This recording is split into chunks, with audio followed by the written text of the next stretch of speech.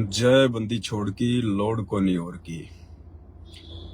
भाई और बहनों, अभी कुछ ही दिन पहले, 1 या 2 दिन पहले, हिसार जेल से सतगुरु रामपाल जी परमेश्वर जी की एक ऑडियो आई थी, विशेष संदेश नंबर 60।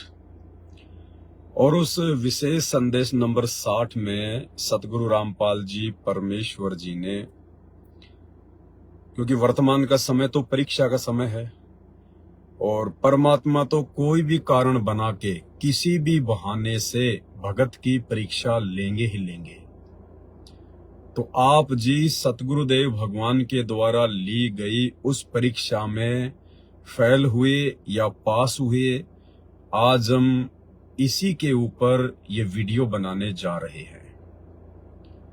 आप सभी भाई बहन लाइव जुड़िए, वीडियो को ज्यादा से ज्यादा व्हाट्सएप के ग्रुपों में, फेसबुक के ग्रुपों में, फेसबुक आईडी पर शेयर कीजिए। तब तक दास अपने पूज्य गुरुदेव भगवान का जयकारा लगाता है। बंदी छोड़ सतगुरु रामपाल जी परमेश्वर जी की जय हो। परम पिता परमात्मा, सारी सृष्टि के रचनहार, कुल मालिक, असंख्य ब्रह्मांडों के स्वामी, जगत गुरु, तीनों लोकों में प्रवेश करके सबका भरण पोषण करने वाले राजाधिराज, आत्माधार, नाथों के नाथ, देवों के देव महादेव, सर्वेश्वर महेश्वर, मृत्युंजय, अजरो अमर, आदि अनादि सनातनी प्रभु, जगत पिता जगदीश्वर, श्री श्री 1008 की उपाधि के वास्तविक अधिकारी, अकाल मूर्त सौद स्वरूपी राम वासुदेव, सर्वगतम ब्रह्म, परम पूज्य, प्रथम पूज्य, परम संत, परम पुरुष, परम धनी, परम दयालु, सत्य कबीर, हक्का कबीर, अल्लाहु कबीर, अल्लाहु अकबर, बाखबर, अल्लाह ताला,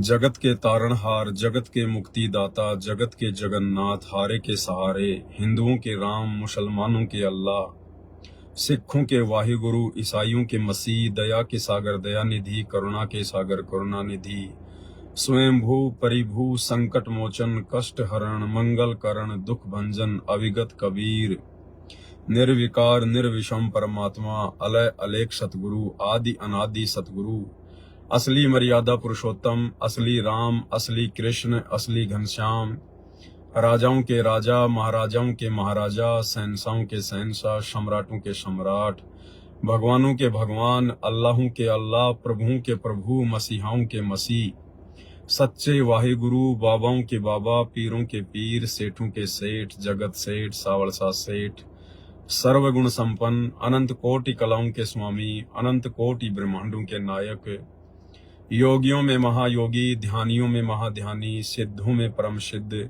ज्ञानियों में तत्व ज्ञानी, ब्रह्म ज्ञानी, महाज्ञानी, परम ज्ञानी, सर्वश्रेष्ठ ज्ञानी, विज्ञानी, युवा कबीर, समृत कबीर, असमवात, अमित ओजा, सच्चे रहनुमा, करीम अल्लाह, सुभान अल्लाह, दुनिया के अंतिम पैगंबर, 8 सितंबर 1951 से गांव धनाना, जिला सोनीपत, हरियाणा, भारतवर्ष की पावन भूमि में प्रकट रियल कल की भगवान श्री नारायण साकार हरि, श्री बाबा साहेब, स्वयंभू संत श्रोमणी सतगुरु रामपाल जी परमेश्वर जी के चरण कमल में साध संगति से जुड़े हुए आप और हम सभी सत्सेवक भाई बहनों का अनंत कोटि दंडवत प्रणाम।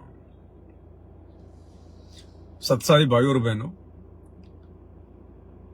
एक शिष्य के द्वारा, एक भगत के द्वारा अपने भगवान की, अपने सतगुरु की जो महिमा की जाती है, उनके शुभ नाम से पहले, उनके पवित्र नाम से पहले जो उपमात्मक उपाधियां दी जाती हैं, ये कोई सामान्य उपाधियां नहीं हैं। क्योंकि ये जितने भी उपाधियां हैं, दास तो खैर कुछ भी नहीं बोल पा रहा है।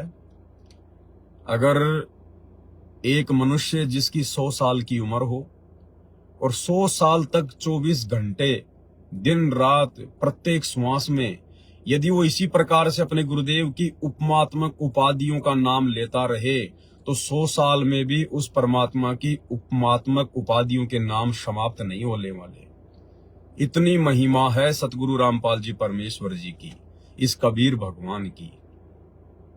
तो हम तुच्छ बुद्धि कैटेगरी के जीव हम क्या परमात्मा की महिमा कर सकते हैं।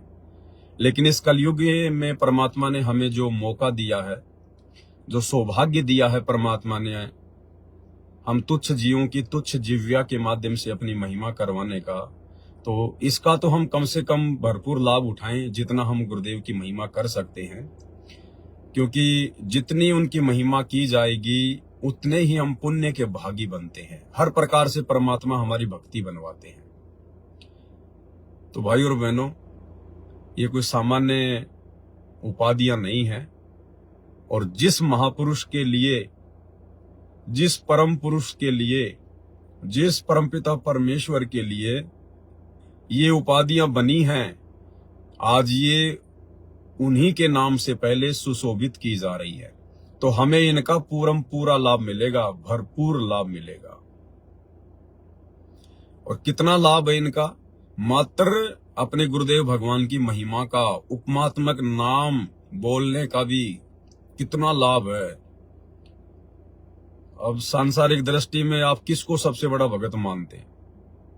अब सांसारिक दृष्टि में मान लीजिए कोई बहुत बड़ा मंदिर है हिंदुओं का, जैसे तिरुपति का मंदिर है, जगन्नाथ का मंदिर है। तो चलो, जगन्नाथ के मंदिर के जो पांडे हैं, उसमें 10 पांडे हैं या 20 हैं या 50 हैं, जितने भी पांडे हैं जगन्नाथ के मंदिर में, 100 से कम तो क्या होंगे, क्योंकि इतना बड़ा मंदिर है, इतना बड़ा वहां का मैनेजमेंट है। कम से कम 100 पांडे मान लो। वो जगन्नाथ पुरी के 100 पांडे जो दिन रात वहां पे पूजा पाठ में लगे रहते हैं, अगर उन सभी पांडवों की 100 साल की उम्र हो और 100 साल तक वो जगन्नाथ के पांडे अगर जगन्नाथ भगवान की भक्ति करते रहें, मंत्र जाप करते रहें, आरतियां करते रहें, उन 100 पांडवों की 100 साल की भक्ति जगन्नाथ की, और सतगुरु रामपाल जी परमेश्वर जी के नाम से पहले मात्र एक बार ये उनकी उपमात्मक उपाधियों की महिमा उन 100 पांडवों की 100 साल की जगन्नाथ की भक्ति से 100 गुना ज्यादा है, 100 गुना ज्यादा। यानी जब 10 लाइव आता है और केवल एक ही बार लाइव में अपने गुरुदेव भगवान की जो महिमा करता है, उनकी उपमात्मक उपाधियों के नाम लेके, तो मुझे इतना पुण्य मिल जाता है, मुझे इतना भक्ति का लाभ मिल जाता है, जितना वो जगन्नाथपुरी के 100 पांडे 100 साल भक्ति करके भी प्राप्त नहीं कर सकते। क्यों? क्योंकि उन जगन्नाथपुरी के पांडवों की वो भक्ति शास्त्र विरुद्ध है। किसी भी धर्म ग्रंथ में वो भक्ति वर्णित नहीं है। वो मनमाना आचरण है, मनमुखी भक्ति साधना है। और यहां हम जो कर रहे हैं, जो परमेश्वर हमसे करवा रहे हैं, वो शास्त्र अनुकूल है, शास्त्र अनुकूल। इसलिए परमात्मा कहते हैं कि सत्संग की आदि घड़ी और तप के वर्ष 1000 तो भी बराबर है नहीं, कहे कबीर विचार। तो सतगुरु की महिमा तो बहुत है। आने वाले समय में तो पूरी दुनिया इस सतगुरु की महिमा ही करेगी। और आज हम जिस विषय पर लाइव आए हैं, क्योंकि देखो भाई और बहनों, दास की तो ड्यूटी परमात्मा ने इसी सब्जेक्ट पे लगाई है कि हम भाई बहन आपस में साथ संगतियों के माध्यम से, ज्ञान चर्चा के माध्यम से जितना हो सके उतना, ये जो प्राइम टाइम है भक्ति का, थोड़े से समय का, इस प्राइम टाइम में हम डगमग ना हो जाएं, विचलित ना हो जाएं, हमसे कोई छोटी मोटी कोई त्रुटि ना बन जाए जिससे हमारा काम बिगड़ जाए। कौन सा काम? मोक्ष प्राप्ति वाला काम। अगर मोक्ष नहीं हुआ तो फिर राजा भी बन जाएंगे, महाराजा भी बन जाएंगे, ब्रह्मा विष्णु महेश भी हम ही बनेंगे, 33 करोड़ देवी देवता भी हम ही बनेंगे, देवराज इंद्र भी हम ही बनेंगे। इस धरती पे आके फिर चक्रवर्ती राजा भी हम बनेंगे, प्रधानमंत्री राष्ट्रपति भी हम ही बनेंगे। क्योंकि ये जितने भी पदवियां हैं, जितने भी देव पद हैं, ये भक्ति के आधार से निर्धारित होते हैं। जिसकी जितनी भक्ति की होती है मनुष्य जन्म में, जिस आत्मा के द्वारा जितनी भक्ति की गई होती है, उस भक्ति के आधार से फिर ये उपाधियां मिलती हैं। अन्यथा इंसान तो इंसान ही है। एक इंसान तो सारा दिन रोड पर रेड लाइट पर भीख मांगता है, दिए बाबा, दिए बाबा, दिए बाबा। और एक इंसान भारत का प्रधानमंत्री बन के बैठा है, राष्ट्रपति बन के बैठा है, बहुत बड़ा कोई बिजनेसमैन है, तो हैं तो दोनों इंसान ही, फिर दोनों में इतना अंतर क्यों भाई? क्या प्रधानमंत्री के अलग से कोई सींग है या कोई पूंछ लगी हुई है जो भिखारी के नहीं है? ये सब उनके पिछले जन्मों की भक्ति, शुभ कर्म, दान धर्म, इन सब के प्रतिफल में अगला जीवन निर्धारित होता है जब उसको मनुष्य जन्म मिलता है। तो भाई और बहनों, बहुत बड़ी रजा है गुरुदेव भगवान की। ये जो दुनिया है ये तो बहुत बाद में जाके आंखें खोलेगी, जब इनका सब कुछ लुट पिट चुका होगा। और आप और हमें परमात्मा ने समय रहते वो ज्ञान करवा दिया, वो जानकारी दे दी आत्म कल्याण के विषय में, जो जानकारी वर्तमान में ब्रह्मा विष्णु महेश को भी प्राप्त नहीं है। तो बताओ फिर हम अपने गुरुदेव भगवान की महिमा करने में पीछे क्यों रहें? तो आज का हमारा जो विषय है, आज का हमारा जो सब्जेक्ट है, वो है परमेश्वर के द्वारा ली जाने वाली सूक्ष्म परीक्षा का। और गुरुदेव भगवान ने हमारी परीक्षा ले ली। 60 नंबर विशेष संदेश जो अभी मंगलवार को आया है, उसमें परमेश्वर ने सूक्ष्म रूप से हम भगतों की परीक्षा ली है। अब देखना यह है उस परीक्षा में कितने भगत फेल हुए हैं, कितने पास हुए हैं। और परीक्षा क्या है भाई और बहनों, अब हम वीडियो शुरू करते हैं आगे।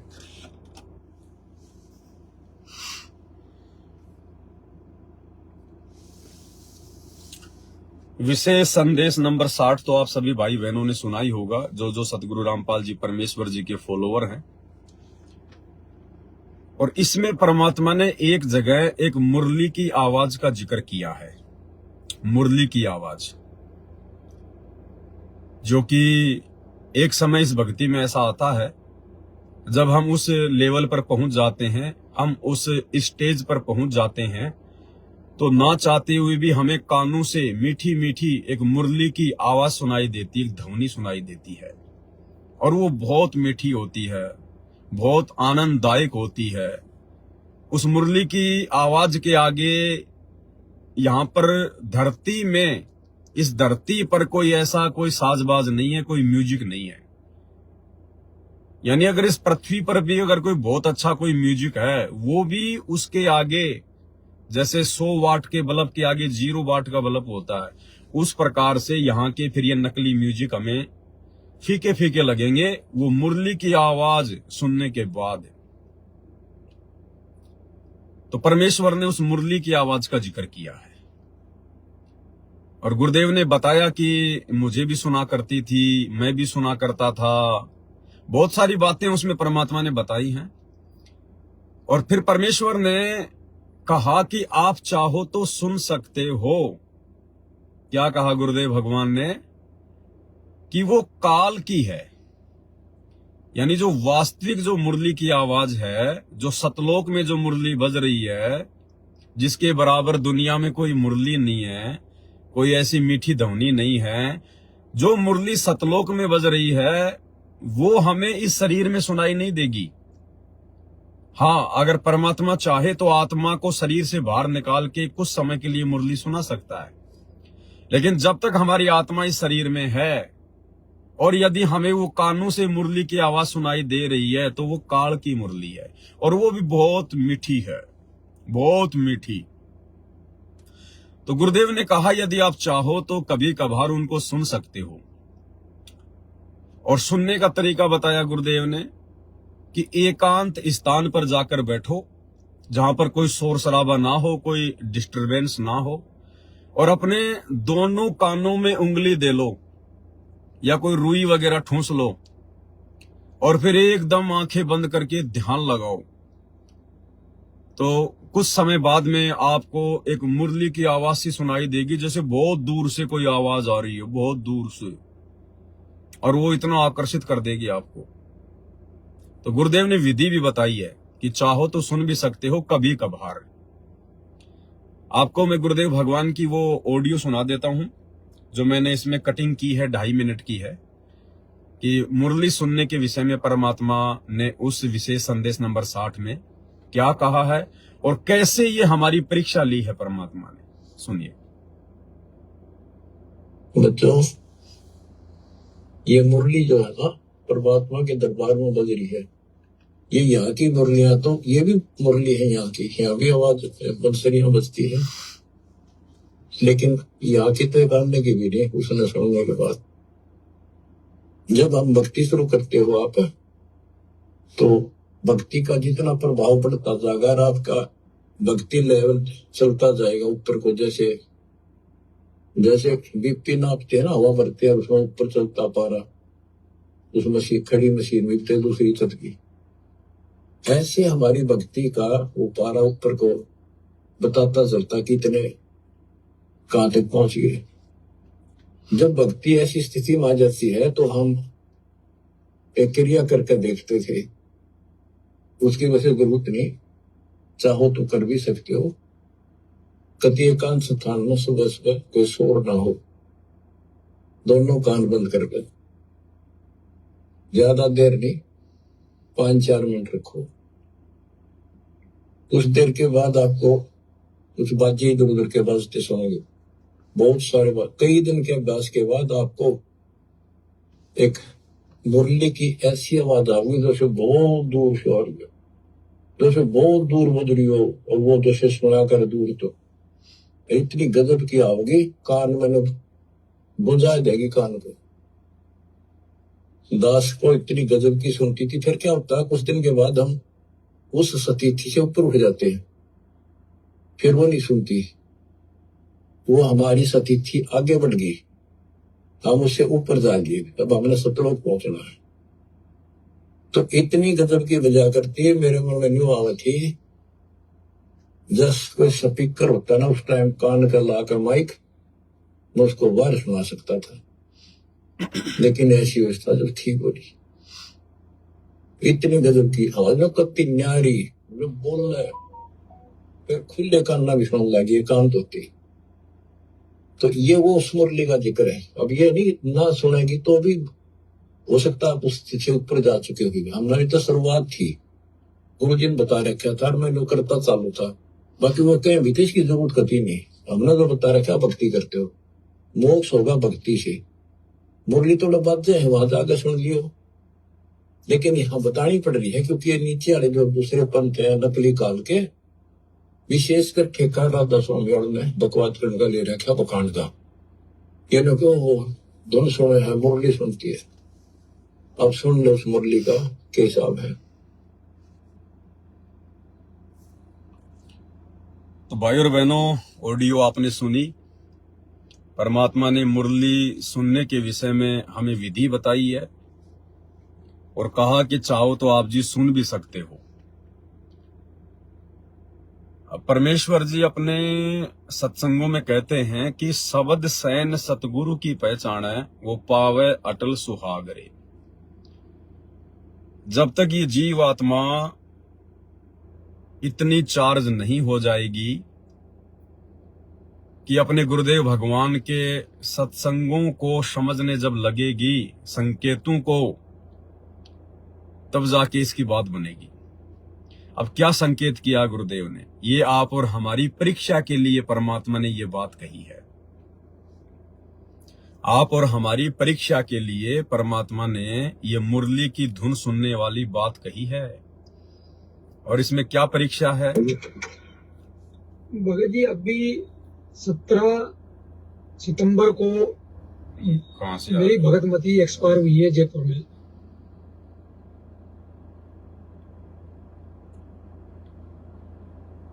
तो इसमें हमारी परीक्षा क्या है?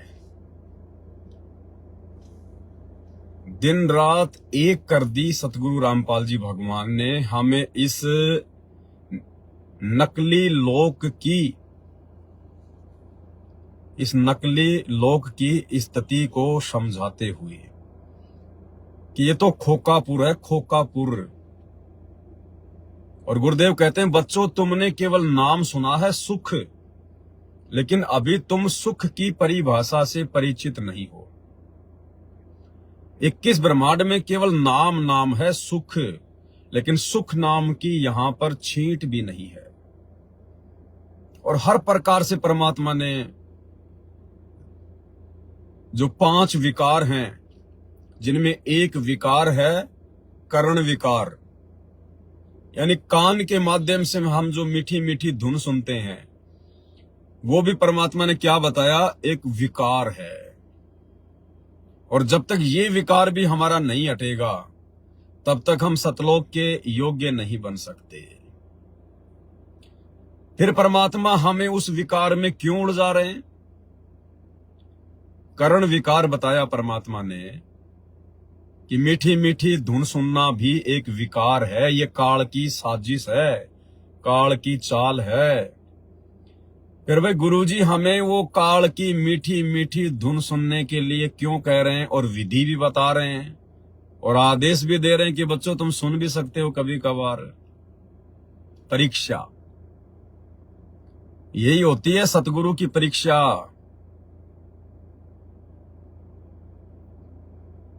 परमात्मा ये चेक करना चाहते हैं कि मेरे भक्तों की भक्ति का पारा कितना ऊपर चढ़ा है। जैसे किसी का ब्लड प्रेशर नापते हैं, जो मशीन बताई गुरुदेव ने कि हाथ के बांध के वो पट्टा सा, और फिर उसको यूं दबाया जाता है, और वो बीपी नापने की मशीन की सुई है, जो पारा है वो ऊपर को चढ़ता जाता है, ऊपर को चढ़ता जाता है। तो गुरुदेव भगवान ने ये चेक करना चाहा है कि मेरी संगत में भक्ति का पारा कितना ऊपर तक चढ़ा है, या खाली ये लोग लातों के भूत हैं, कुछ अपनी कॉमन सेंस भी प्रयोग करते हैं या नहीं करते हैं, मेरे संकेतों को भी समझने लगे हैं या नहीं समझने लगे हैं। ये चेक करने के लिए जब हमें परमात्मा ने इस काल के लोक के हर प्रकार के सुखों से दुखों से परिचित करवा दिया है, तो भला परमात्मा हमें फिर कर्ण विकार में क्यों फंसाएंगे? सिर्फ हमारी भक्ति और हमारे कॉमन सेंस को चेक करने के लिए।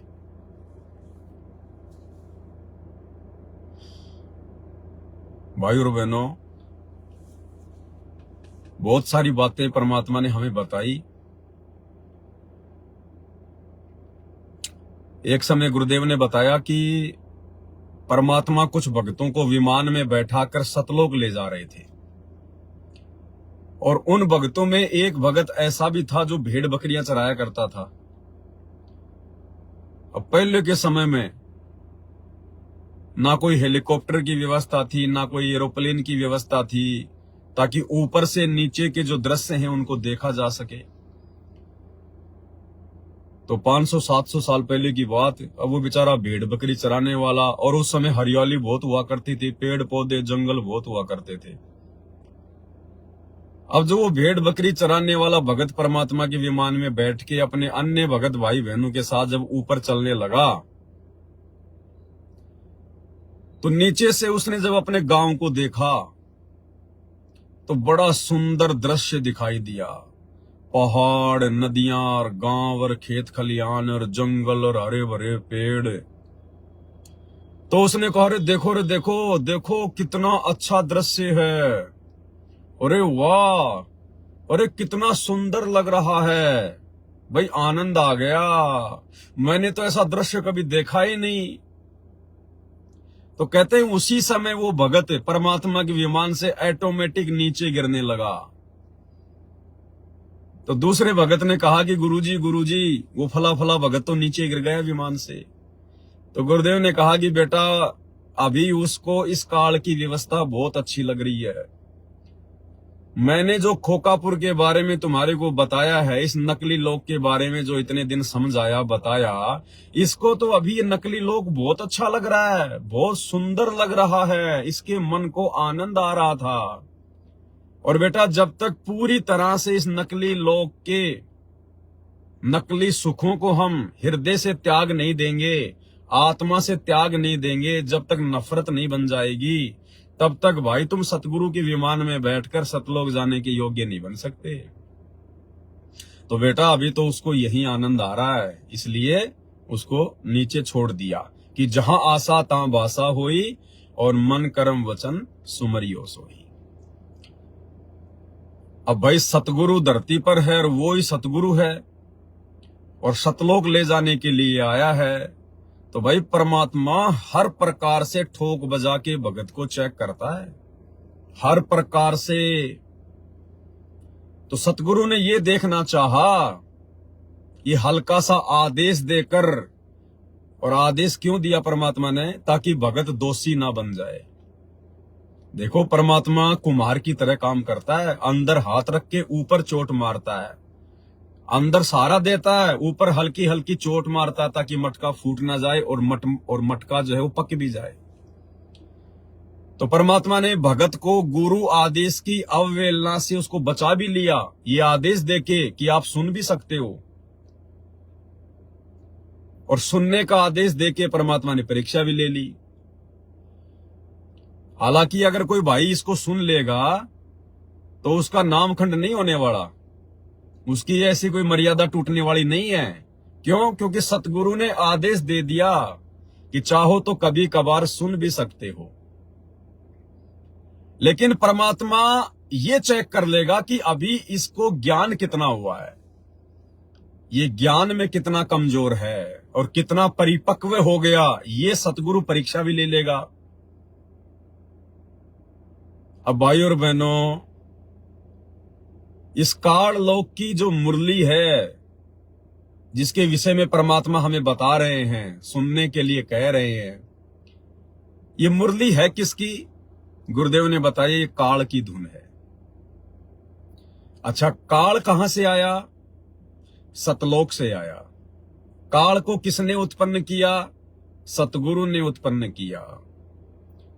तो काल सतगुरु का, काल की वो नकली मुरली सतगुरु की, वो मुरली की धुन सतगुरु की। और जब वही सतगुरु आज धरती पर आकर और अपने मुख कमल से हमें जो शब्द सुना रहा है, हमें जो सत्संग सुना रहा है, क्या दुनिया की कोई भी मुरली, 21 ब्रह्मांड की कोई भी मुरली, क्या उस सतगुरु के मुख कमल से उच्चारित इन सत्संगों से ज्यादा मीठी हो सकती है? क्या गुरुदेव भगवान ने अपने मुख कमल से हमें जो मीठे मीठे शब्द सुनाए हैं, क्या उन शब्दों से वो मुरली मीठी हो सकती है? यही परीक्षा ले रहा है सतगुरु कि जिन जिन भक्तों ने वो मुरली की आवाज सुनने का प्रयास किया, या मन में भी आ गई कि मैं मुरली सुनूंगा कभी एकांत जगह बैठकर, या जिन जिन लोगों ने लगा के कान में उंगली और सुन ली है, क्योंकि बहुत सारों ने सुन ली होगी, हजारों ने प्रयोग कर लिया होगा अभी तक तो संत रामपाल जी की संगत में, तो ये उन भक्तों की परीक्षा हो गई कि नालायकों, तुम्हारे सतगुरु से मीठी कोई मुरली है क्या? अरे भगत के लिए अपने गुरुदेव भगवान के मुख कमल से बोले गए शब्दों से मीठी दुनिया की कोई मुरली है क्या? गुरुदेव भगवान ने अपनी अमृतवाणी में, अपने मधुर वाणी में, अपने मुख कमल से हमें जो सत्संग दे दिए हैं हजारों की संख्या में, क्या गुरुदेव भगवान के मुख कमल से उच्चारित उन शब्दों से मीठी इस 21 ब्रह्मांड की कोई मुरली है क्या? लेकिन जिन जिन लोगों ने वो मुरली की आवाज सुनने का प्रयास किया है, या मन में भी सोच लिया कि आज नहीं तो कल अच्छा सा समय देख के एकांत में बैठ के मुरली सुनूंगा, वो भगत सतगुरु की परीक्षा में उसी समय फेल हो गया। भाई उसे तो अभी काल की धुनी अच्छी लग रही है, उसे तो अभी काल की नकली मुरली की धुन सुनने की इच्छा है। वो कैसे सतलोक के योग्य बन सकता है? अरे परीक्षा लेने के लिए तो कल को जब हम त्रिकुटी पर जाएंगे तो गुरुजी ने क्या बताया कि यही काल, जिस प्रकार वो मुरली की आवाज जीव को फंसाती है, इसका षड्यंत्र है, उसी प्रकार जब हम त्रिकुटी के लिए यात्रा करेंगे शरीर छोड़ने के बाद सूक्ष्म शरीर के माध्यम से, तो 72 करोड़ उर्वशियां एक से एक सुंदर, जो इस पृथ्वी पर कोई औरत सुंदर नहीं है, इतनी सुंदर 72 करोड़ औरतें ये काल हम जीवात्माओं को फंसाने के लिए वहां पर हमारे सामने खड़ी करेगा। और वो उर्वशियां नंगी हो के हमारे सामने आएंगी, हमें अपने प्रेम जाल में फंसाएंगी। ये काल शारदा को भेजेगा, शारदा, श्री ब्रह्मा जी की बेटी शारदा। ऐसे ऐसे ना जाने कितनी शारदाएं अपनी वीणा ले लेके, क्योंकि जो ब्रह्मा जी की बेटी है शारदा सरस्वती, वो जब वीणा बजाती है तो देवता लोग भी मंत्र मुग्ध हो जाते हैं। इतनी मीठी ध्वनि उसकी वीणा की निकलती है। ये लाखों सरस्वतियां भेजेगा और वो मधुर मधुर म्यूजिक बजाएंगी। और भाई और बहनों, यदि हम यहीं पर अगर मुरली की धुन सुनने की इच्छा पाल कर बैठे हैं, सतगुरु से इतना ज्ञान लेने के बाद, तो भला हम उस परीक्षा में कैसे बचेंगे भाई? हम उस परीक्षा में कैसे बचेंगे? क्योंकि गुरुदेव ने बताया, जब तुम शरीर छोड़कर त्रिकुटी के लिए चलोगे तो एक सौपन जैसा होगा। तुम्हें पता नहीं चलेगा कि मेरा शरीर छूट गया और मैं सतलोक जा रहा हूं और मैं त्रिकुटी पे जा रहा हूं और यहां ये क्या हो रहा है। इसी प्रकार से जैसे हम सत्संगों में जा रहे हैं, कहीं कोई मेला भरा हुआ है, कोई रीछ नचा रहा है, कोई म्यूजिक बजा रहा है, कोई 2 के 4 बनाने के लिए, जुआ खेलने के लिए कह रहा है, ऐसा ही लगेगा। तो हम तो फंसे फंसाए पड़े। जब सतगुरु से इतना ज्ञान लेने के बाद, और यदि हम वो काल की धुन सुनने की इच्छा अपने मन में रखे हुए हैं, तो अभी हम कमजोर हैं। अभी हम सतगुरु के सतलोक जाने के योग्य नहीं है, क्योंकि वहां पर भी तो इसी प्रकार से क्या कहा गुरुदेव ने कि जब तुम त्रिकुटी पर जाओगे तो ये काल क्या करेगा, ये मेरा रूप बना सकता है। हालांकि ये काल सतगुरु का रूप नहीं बना सकता। दास ने बहुत सारे वीडियो बना दिए, लेकिन परमात्मा को बोलना पड़ता है भक्ति विधान अनुसार। सतगुरु खुद काल का रूप बना के अपने भगत की परीक्षा लेता है त्रिकुटी पर। तो मान लीजिए वहां पर सतगुरु ने आपको आदेश दे दिया ये मुरली की धुन सुनने का या ये वीणा की आवाज सुनने का, तो आप क्या करोगे भाई? आप तो वही हरकत करोगे जो हरकत आप जी यहां कर रहे हो। क्योंकि ये धुन सुनना हमारे विशेष नियमों में शामिल नहीं है कि हमने फॉलो करना पड़ेगा। ये धुन सुनना सतगुरु का कोई वो आदेश नहीं है जो आदेश हमने फॉलो करना ही पड़ेगा। ये एक ऑप्शनल आदेश है। गुरुदेव ने कहा कि चाहो तो सुन सकते हो, यह आदेश हो गया, लेकिन साथ में गुरुदेव ने यह भी कह दिया कि चाहो तो, अगर हम गुरुदेव के उस आदेश की पालना नहीं करेंगे तो हम उनके दोषी नहीं हैं, क्योंकि ये ऑप्शनल आदेश है। ऑप्शनल, करना ना करना, मानना ना मानना भगत के ऊपर छोड़ दिया गुरुदेव। तो यही आदेश, यही सतगुरु वहां दे देगा त्रिकुटी पर, तो क्या करोगे? फंसे फंसाए पड़े, क्यों डले डोए फिर धरती पर इतने साल भक्ति करके। तो भाई ये सतगुरु की परीक्षा, सतगुरु ने ये चेक किया कि इन भक्तों की आस्था मेरे द्वारा इतना ज्ञान दिए जाने के बावजूद भी इस काल लोक की किसी व्यवस्था में है या नहीं है, जरा चेक तो करूं। तो परमेश्वर ने चेक किया, और यदि हम ये नकली धुन सुनने की इच्छा पाल के बैठे रहे तो सतलोक वाली असली धुन कभी जिंदगी में नहीं सुन पाएंगे, क्योंकि सतलोक जा ही नहीं पाएंगे फिर। अरे सतगुरु रामपाल जी भगवान के मुख कमल से बोले गए शब्दों से मीठी कोई धुन है क्या? कोई गाना है क्या? कोई म्यूजिक है क्या? और इसी सतगुरु ने जब एक बार मुरली बजाई, मलुकदास जी क्या कहते हैं, जपो रे मन साहेब नाम कबीर, जपो रे मन साहेब नाम कबीर। मलुकदास जी कह रहे हैं केवल अपने गुरुदेव भगवान का नाम जपो, वो असली मुरली है, असली मुरली। एक समय गुरु बंसी बजाई कालंदरी के तीर, एक समय गुरु बंसी बजाई कालंदरी के तीर। सुर नर मुनि जन थकत भये वो रुक गया दरिया नीर, जपोरे मन साहेब नाम कबीर। जब हमारे गुरुदेव सतगुरु रामपाल जी भगवान ने जब मलुक दास जी की विशेष प्रार्थना पर जब एक समय जमुना जी के तीर, जमुना जी के किनारे पर मुरली बजाई, क्योंकि मलुक दास जी पहले श्री कृष्ण जी के पुजारी थे, और उन्होंने कहा कि जी मैंने सुना है कि एक बार श्री कृष्ण जी ने इतनी मीठी मुरली बजाई, इतनी मीठी बांसुरी बजाई कि गाय भी उनकी बांसुरी की आवाज सुनने के लिए आ जाया करती थी। तो गुरुदेव भगवान ने कहा, सतगुरु रामपाल जी परमेश्वर जी ने कहा, क्योंकि यही परमात्मा अपनी आत्माओं के लिए भिन्न भिन्न रूप में भिन्न भिन्न नामों से आते रहते हैं, तो कहा भाई एक दिन हम भी बजा के दिखाएंगे तुझे मुरली।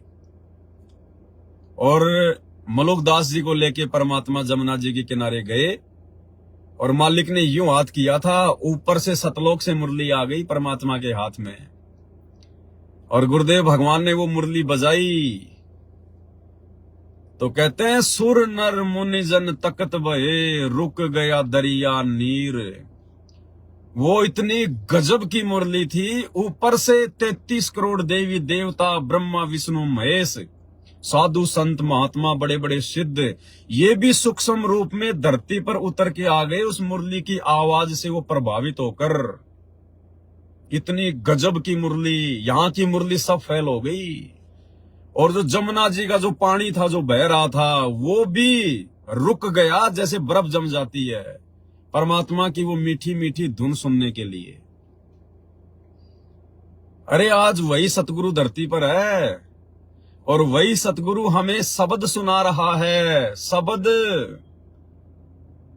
अब उस सतगुरु के मुख कमल से निकले वचनों से मीठी कोई काल लोक की धुन है क्या?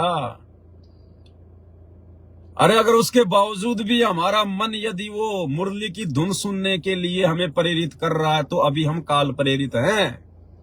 अभी हमारे अंदर काल की प्रेरणा शेष है, अभी काल का प्रभाव ज्यादा है, अभी हम डगमग होने वाली स्थिति में हैं। अभी काल हमें कभी भी भ्रमित कर सकता है, हमारी भक्ति पर वो पोजीशन है। ये सतगुरु चेक कर रहा है कि ये आत्मा खुद अपने थर्मामीटर से और अपना बीपी चेक कर ले कि अभी तुम कितने स्वस्थ हुए हो और कितने बीमार हो। तो ये परीक्षा थी सतगुरु की तरफ से, परीक्षा। और भाई और बहनों, जिस भाई बहन के मन में भी नहीं आया, जिसके मन में भी नहीं आया 1% भी कि मैं सुनूं, तो समझो उस भाई की भक्ति बिल्कुल ओके चल रही है, ओके। और जिसने सुन ली, सुनने तो कहां है, कान वान में देके हाथ जिसने प्रयास कर लिया होगा, या जिसने मन में ये धारणा बना ली कि सुनूंगा कभी न कभी टाइम मिलेगा, तो अभी वो पूरी तरह से सतगुरु रामपाल जी भगवान की भक्ति के योग्य नहीं बने हैं। तो ये सूक्ष्म परीक्षा थी सतगुरु रामपाल जी भगवान की। और फिर आगे क्या कह दिया गुरुदेव ने, आगे फिर क्या बताया गुरुदेव ने उसी मुरली के विषय में। अगर तुम्हारी मर्यादा खंडित है, मान लो अगर किसी भगत की मर्यादा खंडित है, और यदि उसने वो मुरली की आवाज सुनने का प्रयास किया, क्योंकि वो तो सुनेगा जिसका नाम खंडित है, जिसको ज्ञान पूरा हुआ नहीं, हृदय नहीं छिदाए और देखा देखी भक्ति का रंग नहीं ठहराए, तो वो तो ये प्रयास करेगा ही, जो है वो करेगा। और यदि उस भगत ने वो प्रयास किया, और यदि उसके कोई पिछले भक्ति से, ओम नाम की कमाई से, उसकी पिछली साधना से यदि उसको वो काल की मुरली की धुन सुनाई दे गई, तो क्या कहा फिर गुरुजी ने आगे कि वो धुन इतनी जबरदस्त है फिर तुम काल के जाल में चले जाओगे। फिर तुम दोबारा उसको सुने बिना रह नहीं सकते। वो तुम्हें इतना आकर्षित करेगी, तुम्हें जब भी मौका मिलेगा तुम तुरंत आंख कान नाक बंद करके तुम बैठ जाओगे मुरली सुनने के लिए। और फिर क्या होगा, वो मुरली की आवाज सुनने के लिए जब तुम बैठोगे तो बैठने से तुम्हारा जो है वो तब बन जाएगा। और स्पेशल जब तुम मुरली के लिए बैठोगे, क्योंकि आनंद आएगा। हम जीव हैं, दो कोटि के प्राणी हैं, हमारी क्या औकात है। फिर परमात्मा ने क्या कहा, उस मुरली की धुन सुनने के प्रतिफल में फिर काल क्या करेगा, हजारों वर्षों तक ब्रह्मांड में हवा की तरह घूमते रहोगे तुम ये शरीर छोड़ने के बाद। जैसे भूत घूमते रहते हैं ना, ऐसे जैसे कोई पतंग वगैरह जो है वो कट जाती है, कोई पतंग जो है वो कट जाती है, फिर वो हवा में घूमती रहती है, यूं लेना देना कुछ नहीं है, बस वो हवा में झोले मारती रहेगी। तो गुरुदेव ने कहा कि ये धुन सुनने के प्रतिफल में फिर ये काल हजारों साल तक शरीर छोड़ने के बाद तुम्हारी आत्मा को ब्रह्मांड में घुमाएगा। ब्रह्मांड में बस हजारों साल तक घूमते ही रहोगे तुम, लेना देना कुछ नहीं है फिर। और काल के जाल में फंस जाओगे, फिर आगे फिर तुम्हें गधा कुत्ता बना के छोड़ देगा। तो दोनों चीज परमात्मा ने बता दी। समझदार के लिए संकेत भी कर दिया परमात्मा ने। और अगर परमात्मा इसका यदि ये बुरा जो परिणाम जो निकलता है अगर वो ना बताते तो भी हमने वो धुन नहीं सुननी। तो फिर क्या बताया परमात्मा ने, किस प्रकार से हमें सावधान भी किया गुरुदेव ने। देखो, पहले तो हमें आदेश दे दिया हल्का सा कि चाहो तो सुन भी सकते हो, और फिर आगे गुरुजी मना भी कर रहे हैं। और क्या कह रहे हैं परमात्मा, ध्यान से सुनना भाई और बहनों।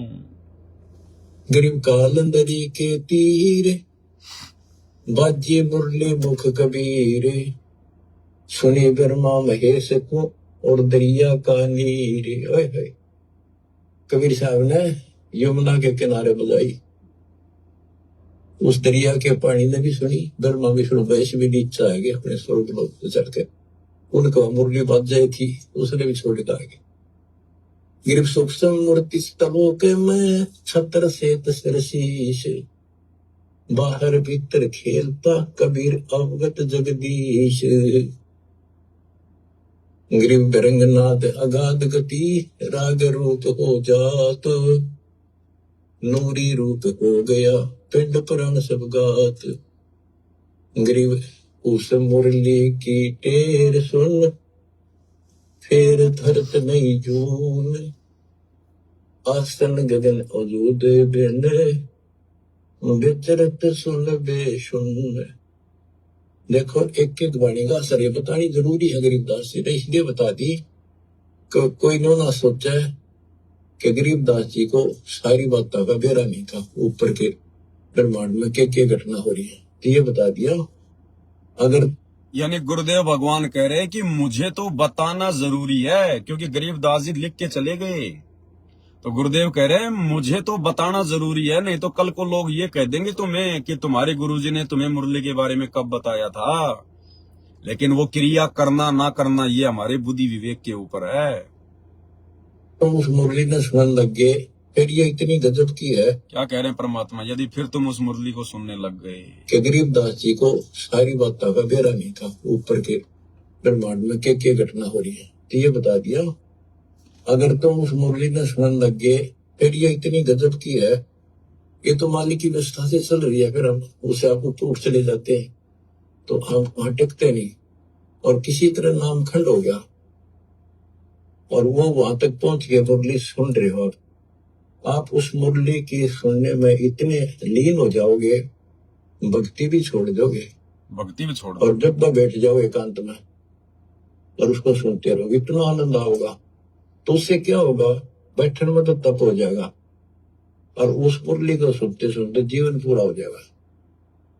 फिर क्या होगा कि आपको उससे ऐसी स्थिति आ जाएगी आपके उस शरीर में कि चार्ज हो जाएगा कि ऊपर घूमते रहोगे, जैसे कटी पतंग घूमया करे, ऐसे घूमते रहो जीव आपका। उसको कोई वर्षों तक, कोई हजारों युगों तक, वो 15 दिनों नहीं, पर वो धक्के नहीं खाए जाएगा, वो भटके जाएगा, जैसे ग्रह घूमया करे, चलते रहेगा वो अपने आप।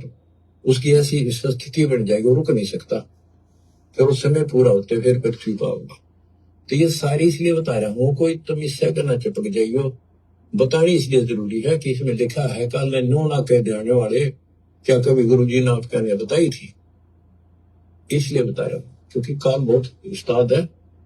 आने वाले समय में कभी ना कभी कोई काल का दूत ये तो आते रहेंगे, पर अब ऐसी स्थितियां भी तो इनकी काल करेगी नहीं, वो घने कर्महीन होंगे, वही निकलेंगे, अच्छे आत्मा नहीं जा सकती, क्योंकि इतना ज्ञान गजब का देते उन तौर तक कख भी को ना, जिनके पीछे लग गए ये उसको जानते नहीं, वो जागा जिसने ज्ञान ठीक से नहीं सुन रखे हमारे, वो तो फिर काल का एजेंट है, जाओ या रहो। हमारा फर्ज दास ने पूरा कर दिया, ज्ञान अजब गजब सुना दिया, और घर बैठोगे सुना दिया, उस परम पिता ने कसर नहीं छोड़ रखी।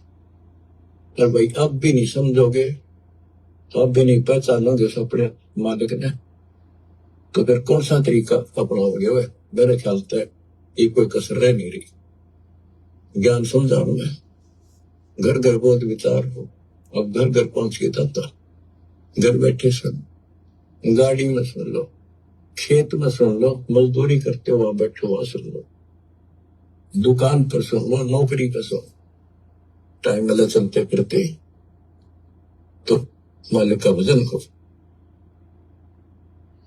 तो बताओ भाई और बहनों, परमात्मा ने उस मुरली का नुकसान भी बता दिया, और लास्ट में गुरुजी ने यह भी कह दिया तुम उसी के चिपक के मत रह जाना। मेरे द्वारा बताना तो जरूरी था, क्योंकि गरीबदास जी लिख के चले गए, लेकिन तुम उसी के मत चिपक जाना। और शुरू में गुरुजी ने आदेश भी दे दिया कि चाहो तो सुन भी सकते हो, और फिर उसके नुकसान भी बता दिए। और उसके बावजूद भी यदि किसी मूर्ख ने ये सुनने का प्रयास किया है, ये ऑडियो सुनने के बाद, या जिसके मन में भी आई है कि मैं सुनूंगा देखे कभी न कभी, तो भाई अभी वो भगत भक्ति मार्ग में बहुत कमजोर है। अभी उसको काल के नकली सुख ही अच्छे लग रहे हैं।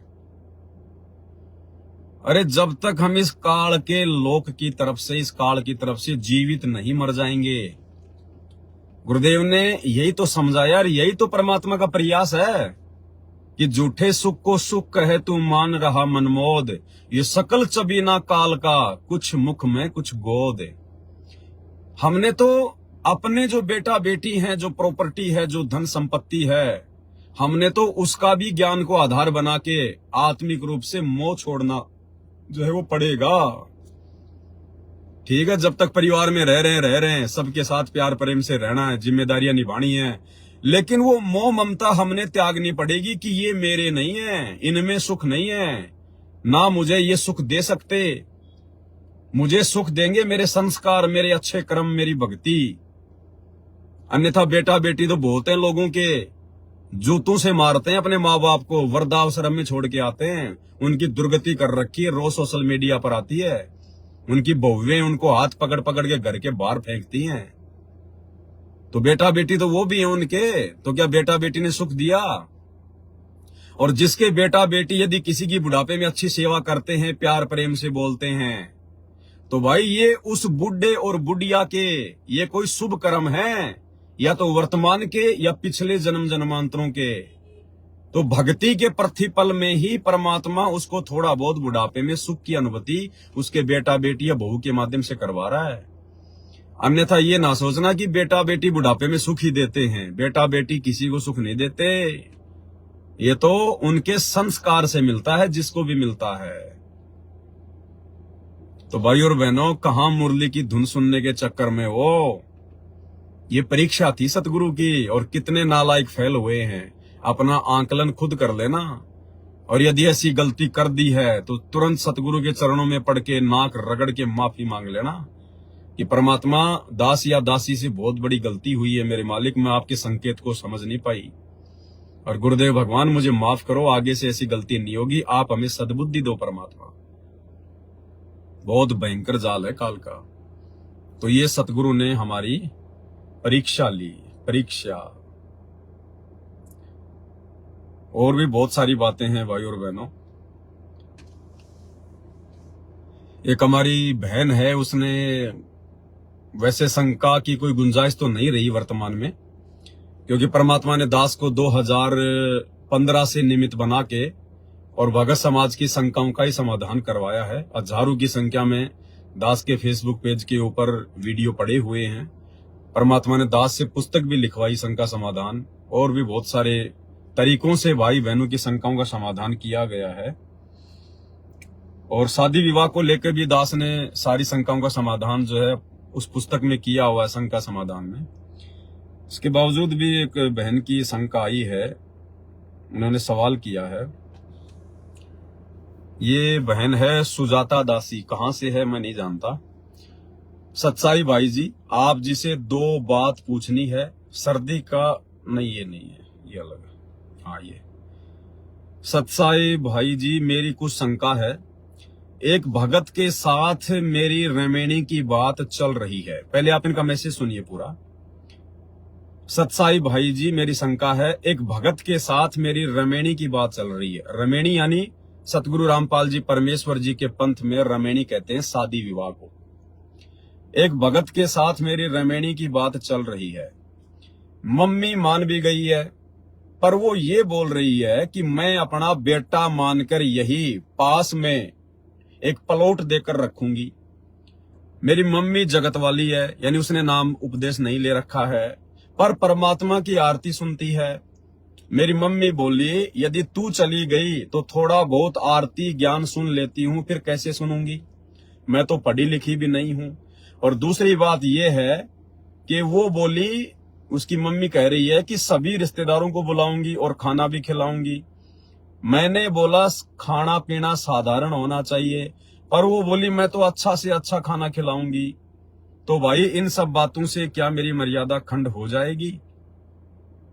प्लॉट के लिए तो मैंने ये बोल दिया कि चलो जब तक हमारे गुरुजी नहीं आएंगे आपके साथ रह लेंगे, बाकी मालिक के आने पर जैसी भी वो हमारी व्यवस्था करेंगे हम वैसा ही करेंगे। भाई और बहनों, परमात्मा कहते हैं ये सौदा फिर नाही रे संतो, ये सौदा फिर नाही, लोहे जैसा ताव जात है काया ले सराई। भाई इस पवन दास ने तो गुरुदेव भगवान के ज्ञान के आधार से आप लोगों को शादी विवाह के संबंध के विषय में हर बात बता रखी है। और दास का तो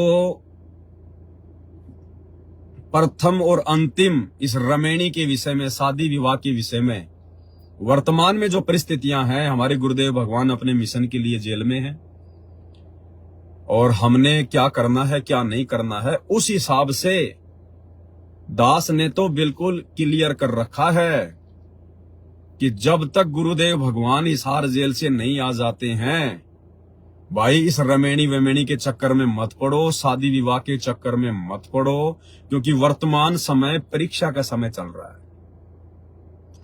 और ये जो रमेणियां होती है ना हमारे पंथ में, ये फ्री में होती हैं, मुफ्त में होती हैं। और ध्यान रखना, मुफ्त की चीज की कोई वैल्यू नहीं है।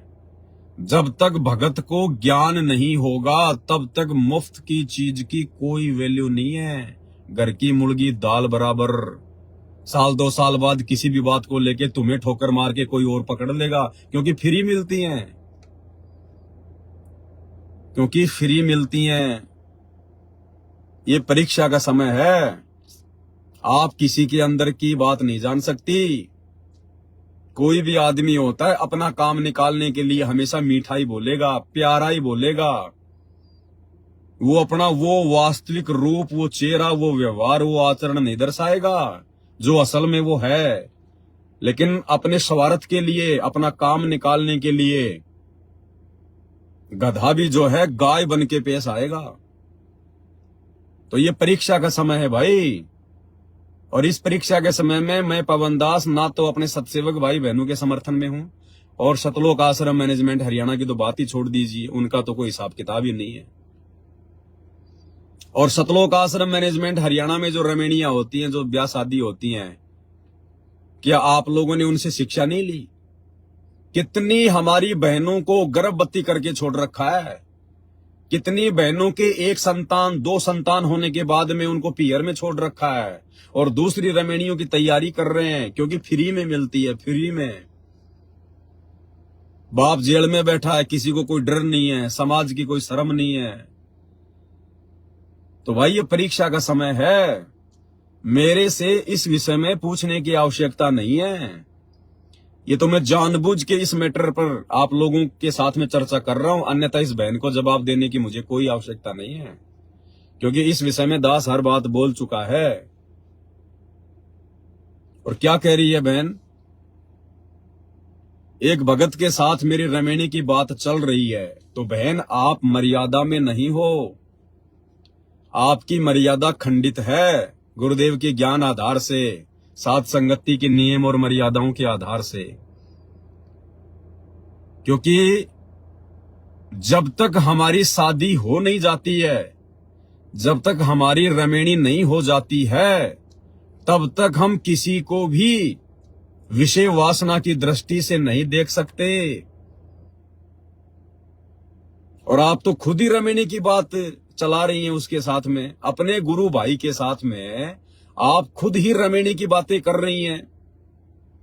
तो आपकी भक्ति कहां चल रही है? आपकी मर्यादा कहां है?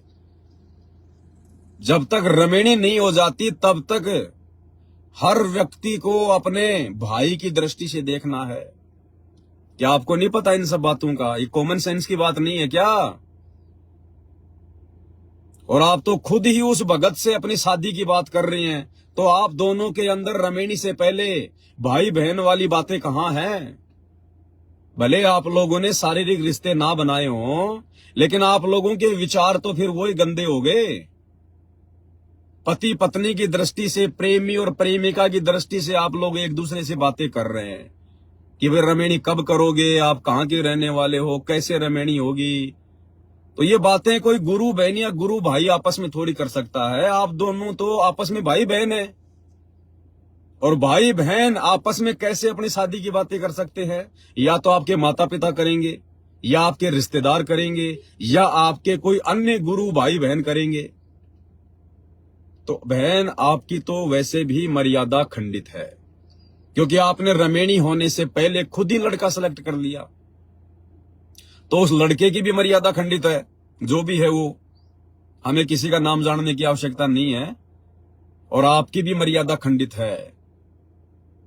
और ध्यान रखना भाई और बहनों, जिस जिसको इस पवन दास ने मना किया है, जिन जिन लोगों ने मेरे से रमेणी की बात की है, और जिन जिन को दास ने मना किया है, और यदि जबरदस्ती उन्होंने रमेणी की है, तो भाई वो परमात्मा से नीचे गिरे, नीचे।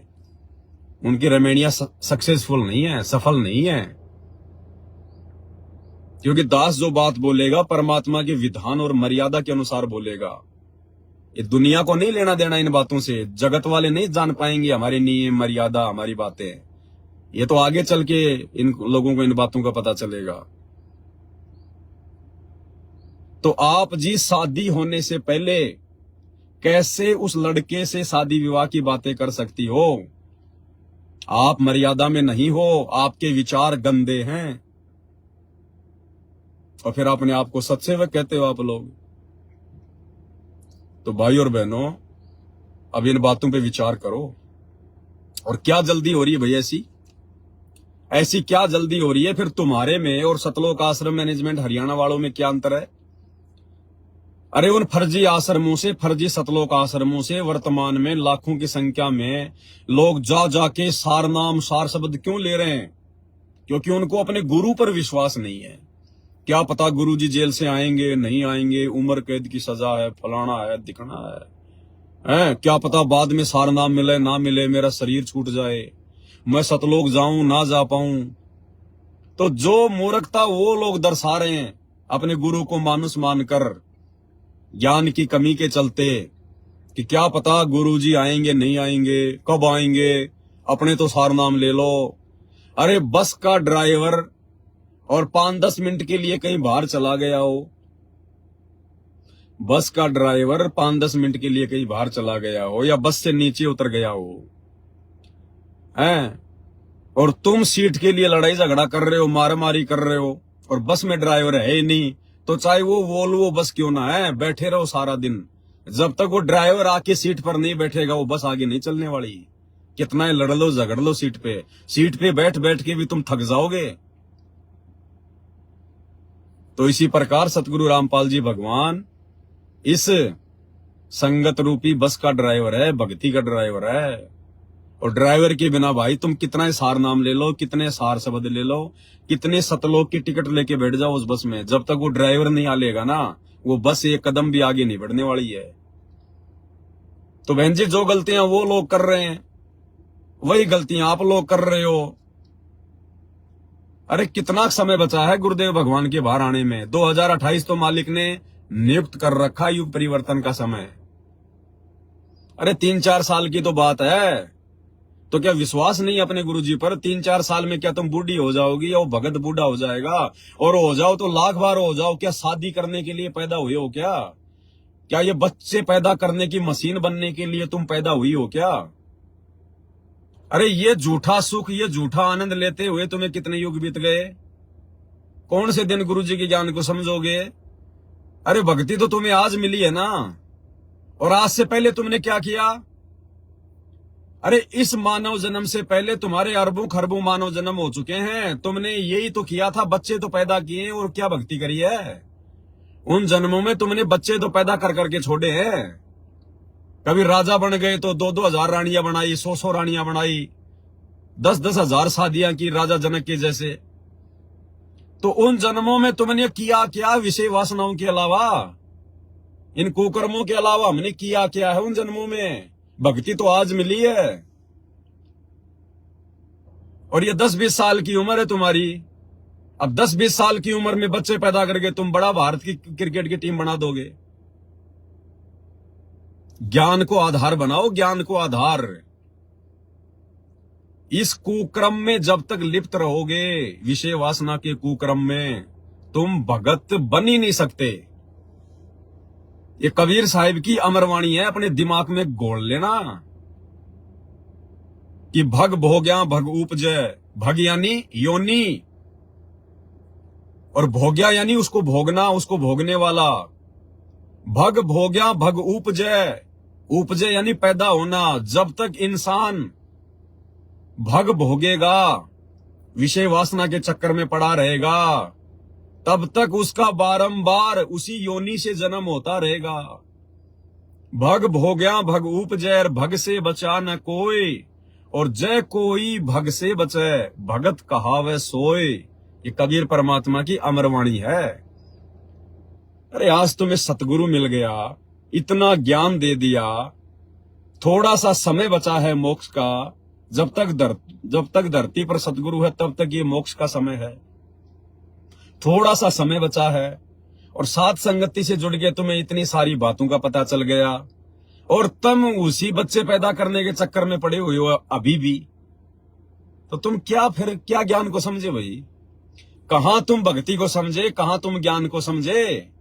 आज तुम शादी करोगे, अब ये तो है नहीं कि शादी करने के बाद में तुम लोग जो है मतलब ब्रह्मचारी बन जाओगे। 15-20 साल से पहले तुम्हारा वो पीछा नहीं छूटेगा विषय वासना से। 15-20 साल में सतगुरु सतलोक जा लेगा, फिर ले लेना यहाँ पे अंडे, फिर यहाँ बच्चे पैदा करते रहना। अगले जन्म में फिर कुत्ती बन के 12-12 करना, सूरी बन के 12-12 करना, फिर पैदा, फिर करना यहाँ पे फौज तैयार कर देना। तो थोड़ा बहुत दिमाग लगाओ, विचार करो। ये स्पेशली इसी बहन के लिए नहीं है। इस बहन का तो ये मैसेज आ गया, इसलिए इस बहन को आधार बना के सभी को मैसेज दिया जा रहा है। अरे क्या हम इसी कर्म के लिए पैदा हुए क्या? और ये कर्म नहीं करेंगे तो हमारा मनुष्य जन्म सफल नहीं होगा क्या? ये कर्म यदि करेंगे तो जरूर ये मनुष्य जन्म फेल हो सकता है, विफल हो सकता है। नहीं करेंगे तो जरूर सफल हो जाएगा। और यदि भक्ति सत्य करेंगे, सत्य भक्ति हमें मिली गई।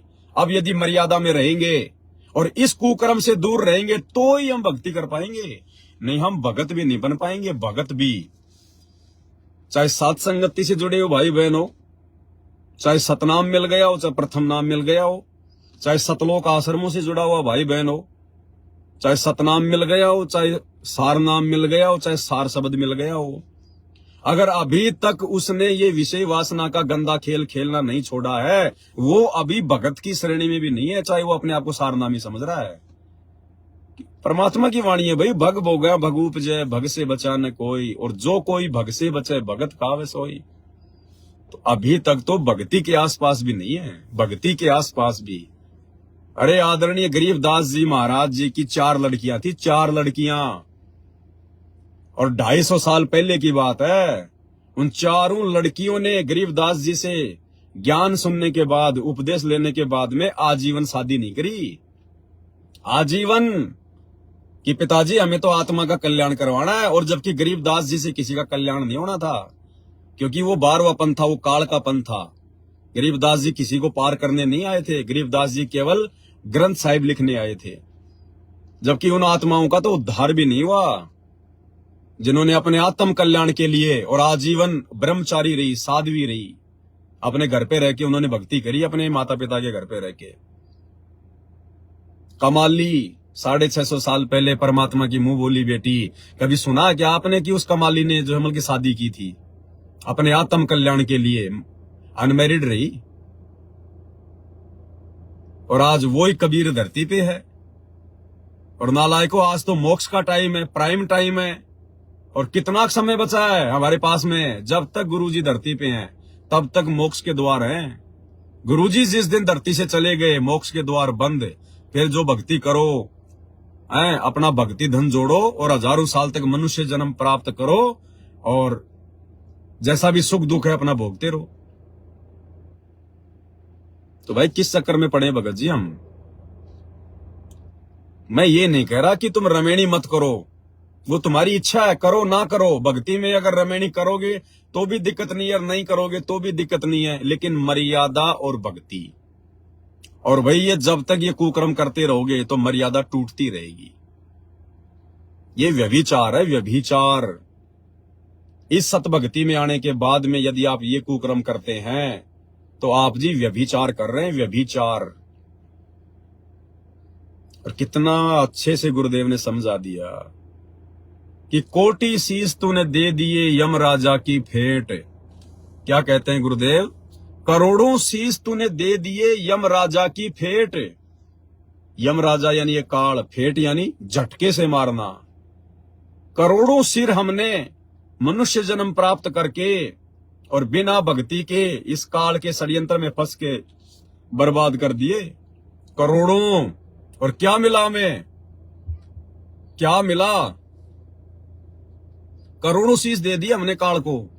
काल की भक्ति करते करते, इन देवी देवताओं की भक्ति करते करते, क्योंकि हर मनुष्य जन्म में कोई न कोई तो भक्ति आदमी करता ही है, जैसी भी है। तो करोड़ों बाल इस काल की भक्ति करके और समर्पित होके हमने अपना जीवन जो है वो दान कर दिया इसको। जैसे आज आप देखोगे बड़े बड़े शंकराचार्य ये आजीवन ब्रह्मचारी रहते हैं, जबकि 2 कोड़ी की भक्ति नहीं है उनके शंकराचार्यों की, 2 कोड़ी की। और बड़े बड़े मंदिरों के पुजारी हैं, वो भी बेचारे ये सोचकर कि हमें तो मोक्ष प्राप्त करना है, वो ब्रह्मचारी रहते हैं। ये नागा साधु वगैरह ये सब ये ब्रह्मचारी रहते हैं, और इनको मिलेगा क्या? कुछ नहीं मिलेगा इनको। तो गुरुदेव कहते हैं तूने अज्ञानता में करोड़ों सिर, ये करोड़ों मानव जन्म तूने काल की भक्ति पे बर्बाद कर दिए मोक्ष के लिए। कोटि शीश तूने दे दिए यम राजा की फेंट। फेंट यानी झटके से मारता है ये। कहीं आपस में लड़ाई झगड़ा करवा देगा, कहीं बॉर्डर पे कोई दुश्मन सिर काट देगा, बहुत सारी वजह से। और एक सिर दे के देख ले सतगुरु अपने की भेंट। और गुरुदेव कह रहे हैं एक सिर यानी एक मनुष्य जन्म केवल तू अपने सतगुरु को समर्पित कर और देख सतगुरु तुझे उसके प्रतिफल में क्या देता है। लेकिन प्रेम से भेंट करना है, समर्पित होना है अपने आत्म कल्याण के लिए। कहते हैं एक सिर दे के देख ले, एक मनुष्य जन्म समर्पित हो जा अपने गुरु जी के चरणों में। करोड़ों बार तो समर्पित हो गए, तूने काल के जाल में जाके देख लिया, तेरे को कुछ नहीं मिला गधे कुत्ते सुअर की योनि के अलावा। और एक सिर अपने सच्चे सतगुरु की भक्ति को देके देख ले। सिर देने का मतलब क्या है? समर्पित। समर्पित कि मुझे तो मोक्ष ही करवाना है। बाढ़ में गया मैंने असंख्यों बार, सुअर बन के 12-12 बच्चे पैदा किए, कुतिया बन के मैंने 8-8 बच्चे पैदा किए, राजाओं की रानियां बन के मैंने कितने बच्चे पैदा किए, आम मनुष्य जन्म प्राप्त करके मैंने कितने संतानें पैदा कर दी। क्या मिला? कहां है आज वो बच्चे भी कहीं गधे कुत्ते सुअर बन के घूम रहे हैं। और ये 10-20 साल की उम्र है, और 10-20 साल की उम्र में तुम कौन सा भाई वो वर्ल्ड रिकॉर्ड बना लोगे तुम शादी करके।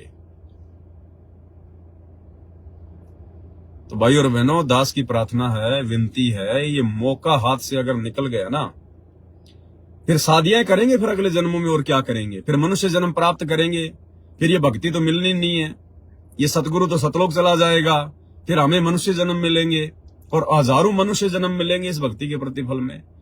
और वो हजारों मनुष्य जन्म प्राप्त करके फिर हम कौन सा वो किला तोड़ेंगे, ये शादियां करके बच्चे तो पैदा करेंगे।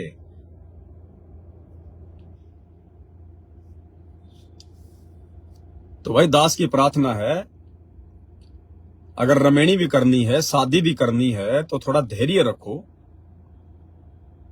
ये तुम कोई फौज पुलिस की भर्ती में तो लग नहीं रहे रमेणी करके कि भाई तुम्हारी जो उम्र है वो निकल जाएगी, कि उसके बाद फिर हमारा जो है वो ट्रेनिंग नहीं होगी। तो दो 3-4 साल की बात है, सतगुरुदेव भगवान आ जाते हैं। आने के बाद में फिर कोई अच्छा भगत देख के, कोई ढंग का भगत देख के, और फिर मालिक से आज्ञा लेके परमात्मा के सानिध्य में रमेणी करना, ताकि तुम्हारी रमेणी भी सही चले। वर्तमान में परीक्षा का समय है, परीक्षा के समय में तुम आंख बंद करके चल रहे हो, तुम्हें पता है कौन भगत क्या है, किस भगत के मन में क्या चल रहा है। ये 4 दिन का नशा होता है, ये ब्याह शादी रमेणी का। ये 4 दिन बाद में फिर वो नहीं लगेगी फिर अच्छी। अब तो बड़ा उसके ऊपर कोई मोहित हो रहा है, कोई फिदा हो रहा है, और 4 दिन बाद में फिर वो घर की मुर्गी दाल बराबर हो जाती है। दुनिया भर का बोझ आदमी सिर पे ले लेता है। क्या कहते हैं गुरुदेव भगवान, रिंचक सा सुख और दुख पहाड़ समाना। रिंचक यानी थोड़ा सा सुख, और दुख पहाड़ समाना यानी 2 मिनट का वो सेज का सुख, वो पलंग का सुख, 2 मिनट का बेड का सुख, और दुख पहाड़ समाना।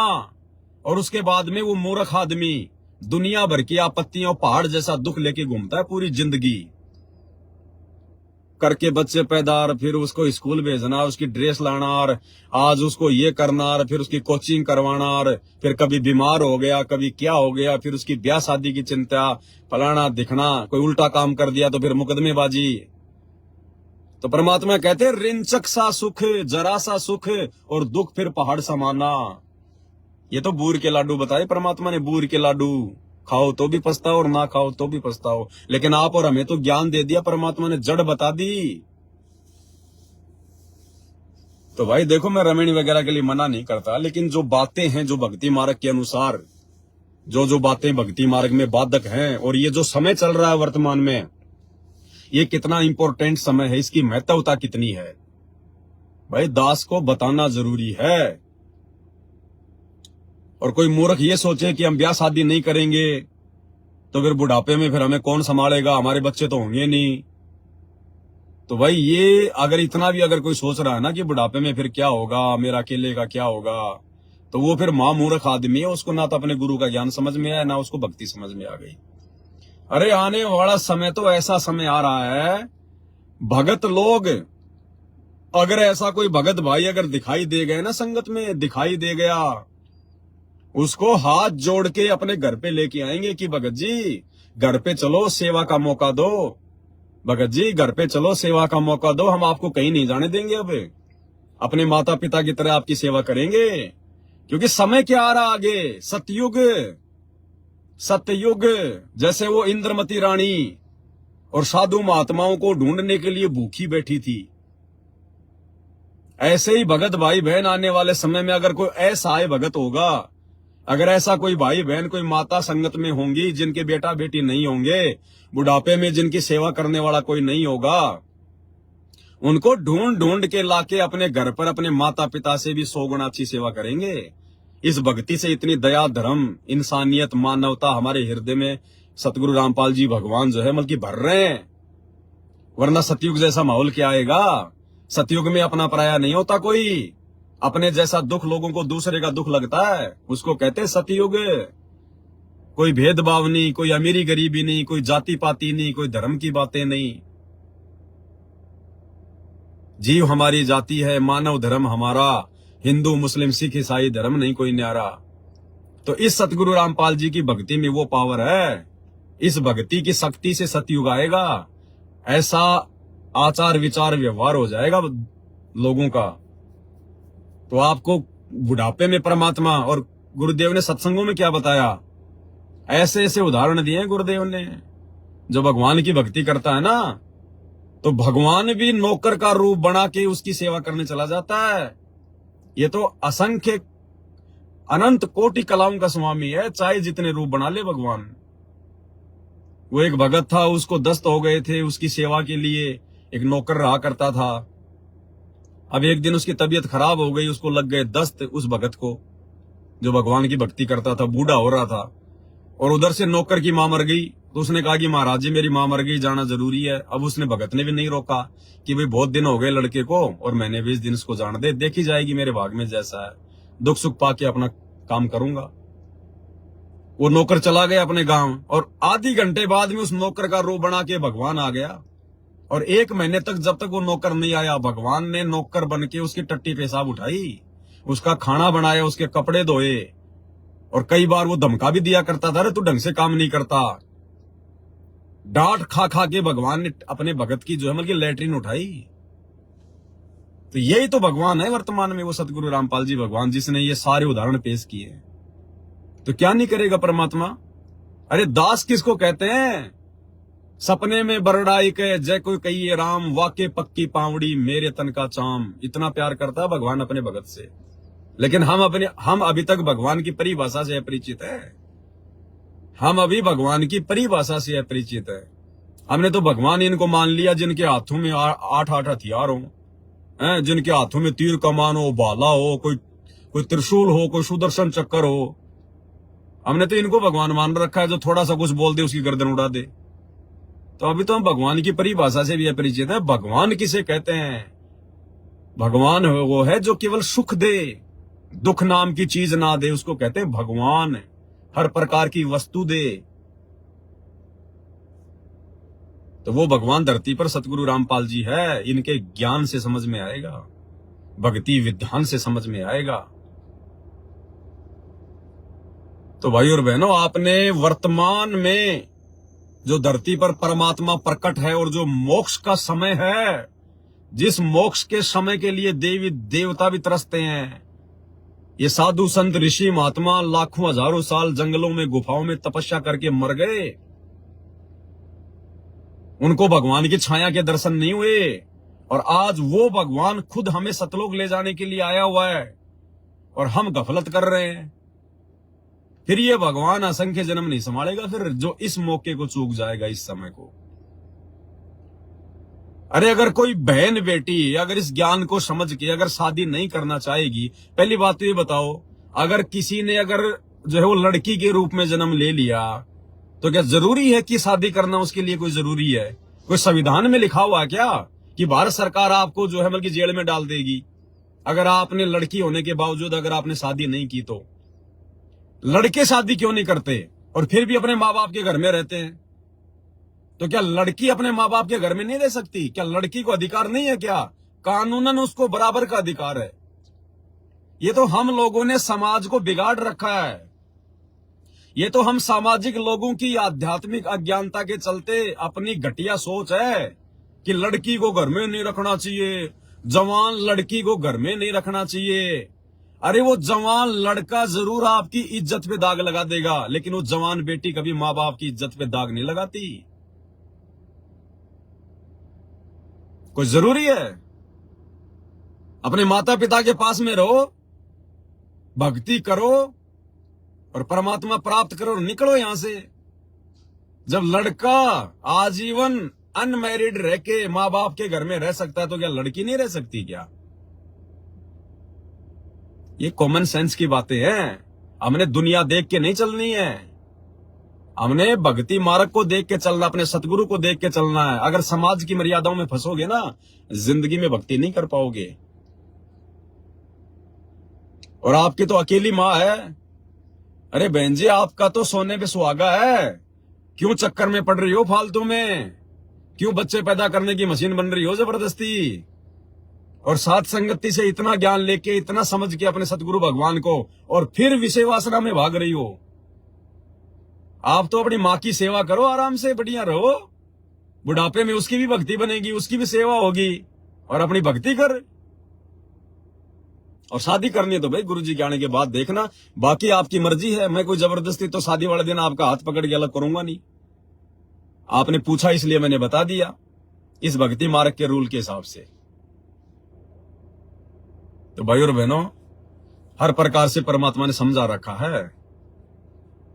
अब चलो, जिन जिन भाई बहनों की शादी हो चुकी है, चलो उनको तो ज्ञान नहीं था, उनको तो इतनी समझ नहीं थी, उस समय तक हमें इतना ज्ञान नहीं था, इतनी समझ नहीं थी, वरना ये पंगा कोई नहीं पालेगा अगर ज्ञान हो गया तो। ये तो काल का षड्यंत्र है, ये ब्याह शादी वगैरह, ये बच्चे पैदा करना, ये तो काल का षड्यंत्र है।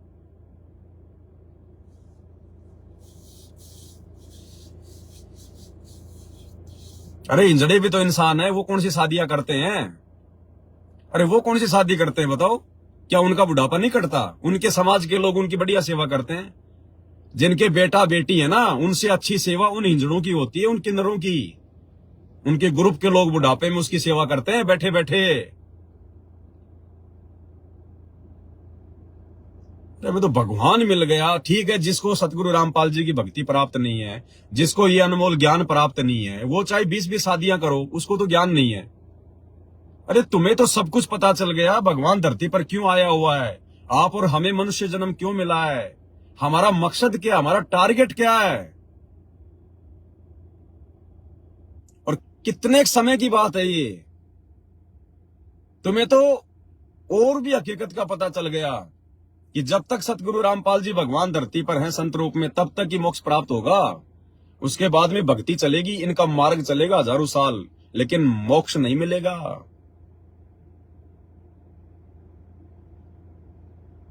तो भाई बाकी आपकी मर्जी है। और दूसरी बात भाई और बहनों, जिसके संस्कार में जैसा परमात्मा ने लिख रखा है, अगर मान लीजिए किसी की रमेणी होनी है, कब होनी है, किसके साथ होनी है, अगर परमात्मा ने आपके भाग्य में यदि रमेणी लिख रखी है आपके प्रारब्ध में, तो वो होके रहेगी। आप अगर खुद भी किसी लड़के से बात नहीं करोगे तो भी रमेणी होगी। आप ना करना चाहोगी रमेणी, ना करना चाहोगी, और यदि आपके भाग्य में गुरुजी ने लिख रखी है तो होगी। फिर टेंशन किस बात की है? फिर भैया जबरदस्ती करके स्वतंत्र कर्मों के तहत अपने कर्म बिगाड़ सकते हो आप लोग। फिर ये स्वतंत्र कर्म हो जाएंगे। स्वतंत्र कर्म कि बाप तो तुम्हारा जेल में बैठा है और तुम बाहर शादियां कर करके और विषय वासनाओं का सुख भोग रहे हो। तुम बाहर विषय वासनाओं का सुख भोग रहे हो। ये स्वतंत्र कर्म है। फिर यहां पर स्वतंत्र कर्म बता रखा ना गुरुजी ने, स्वतंत्र कर्म काल ने छूट दे रखी है 25% स्वतंत्र कर्म करने की। फिर ये स्वतंत्र कर्म है। अगर गुरुजी से आज्ञा लेकर रमेणी करोगे तो फिर वो स्वतंत्र कर्म नहीं है। और यदि तुम्हारे माता पिता यदि तुम्हारी रमेणी कर रहे हैं, अपनी खुशी से कर रहे हैं, तो फिर वो स्वतंत्र कर्म नहीं है। लेकिन तुम अपने ही गुरु भाई से, जो कि अपने सगे भाई से भी बढ़ के होता है, इतनी मर्यादा होती है गुरु बहन और गुरु भाई में, जो सगे भाई बहन में भी नहीं होती। और तुम अपने गुरु भाई से और कैसे इस प्रकार से अपनी शादी की बात कर सकती हो? मर्यादा कहां है बहन तुम्हारी? मर्यादा तो तुम्हारी तार तार हो चुकी है, तार तार। तुम खुद अपने आप को चाहे समझो मर्यादा में, वो बात अलग है, लेकिन भक्ति मार्ग के हिसाब से तुम्हारी मर्यादा तार तार है। क्या भाई बहन आपस में अपनी शादी की बात करेंगे क्या? जबकि तुम तो गुरु भाई बहन हो, सगे भाई बहन से भी बढ़ के, कहते हैं ना कि मतलब धर्म का भाई बहन होता है, और धर्म के भाई बहन से भी बढ़ के सतगुरु के शिष्य और शिष्या। संत रामपाल जी के भक्तों को आपस में शादी की बातें करने का, रमेणी की बातें करने का अधिकार नहीं है। बाकी अपने कर्म चाहे कितने फोड़ो, वो बात अलग है। परमात्मा किसी का हाथ नहीं पकड़ेगा।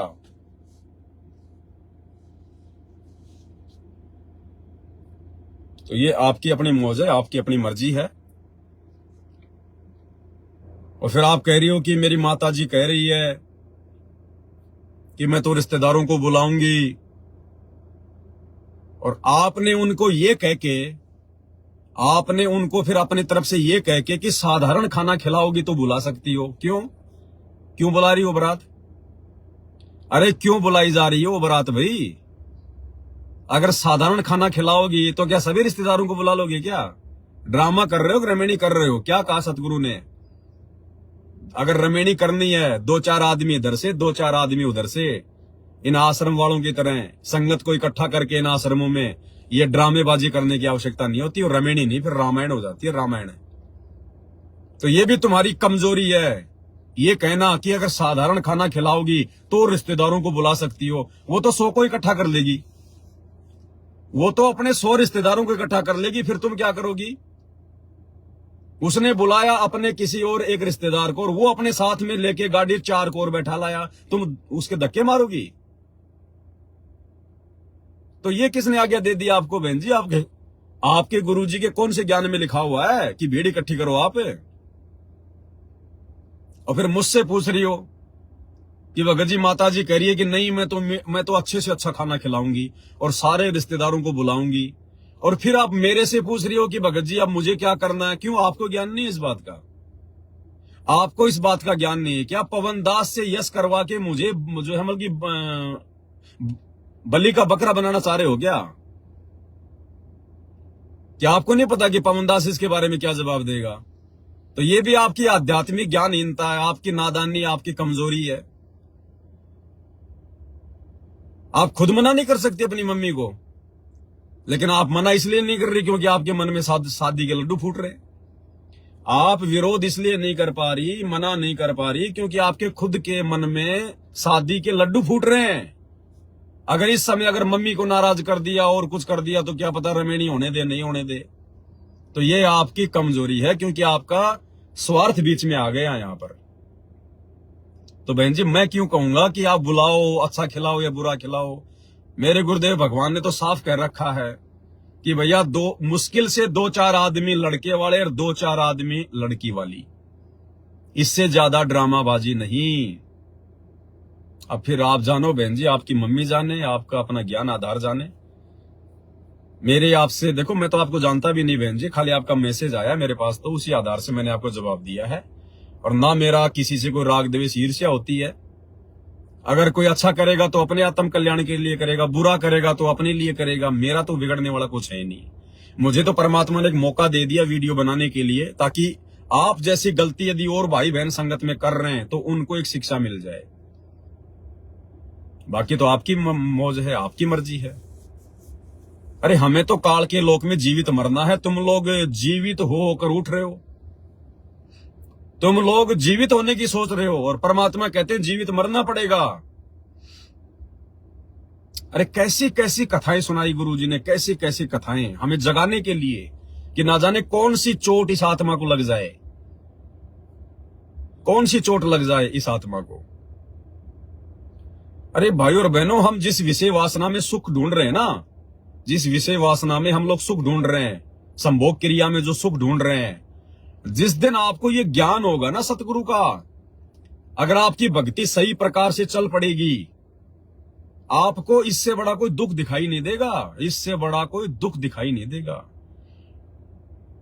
और आप जी यदि पहले ये कुकर्म यदि आप जी शादी करके कर चुके हैं और वर्तमान में छोड़ चुके हैं, तो आपको जब वो कुकर्म याद आएंगे ना, तो आपको अंदर से नफरत होने लगेगी कि हम क्या किया करते थे, हम नीचों को इतनी भी समझ नहीं थी। ये तो सबसे घटिया कर्म है, काल के जाल में फांसने का सबसे घटिया। अब तुम क्या भक्ति करोगे? हम लोग ब्रह्मा जी का जो जाप है, जो गुरुदेव ने दे रखा हमारे को प्रथम मंत्र में, ब्रह्मा और शांतरी का, हम क्यों जाप करते हैं भाई?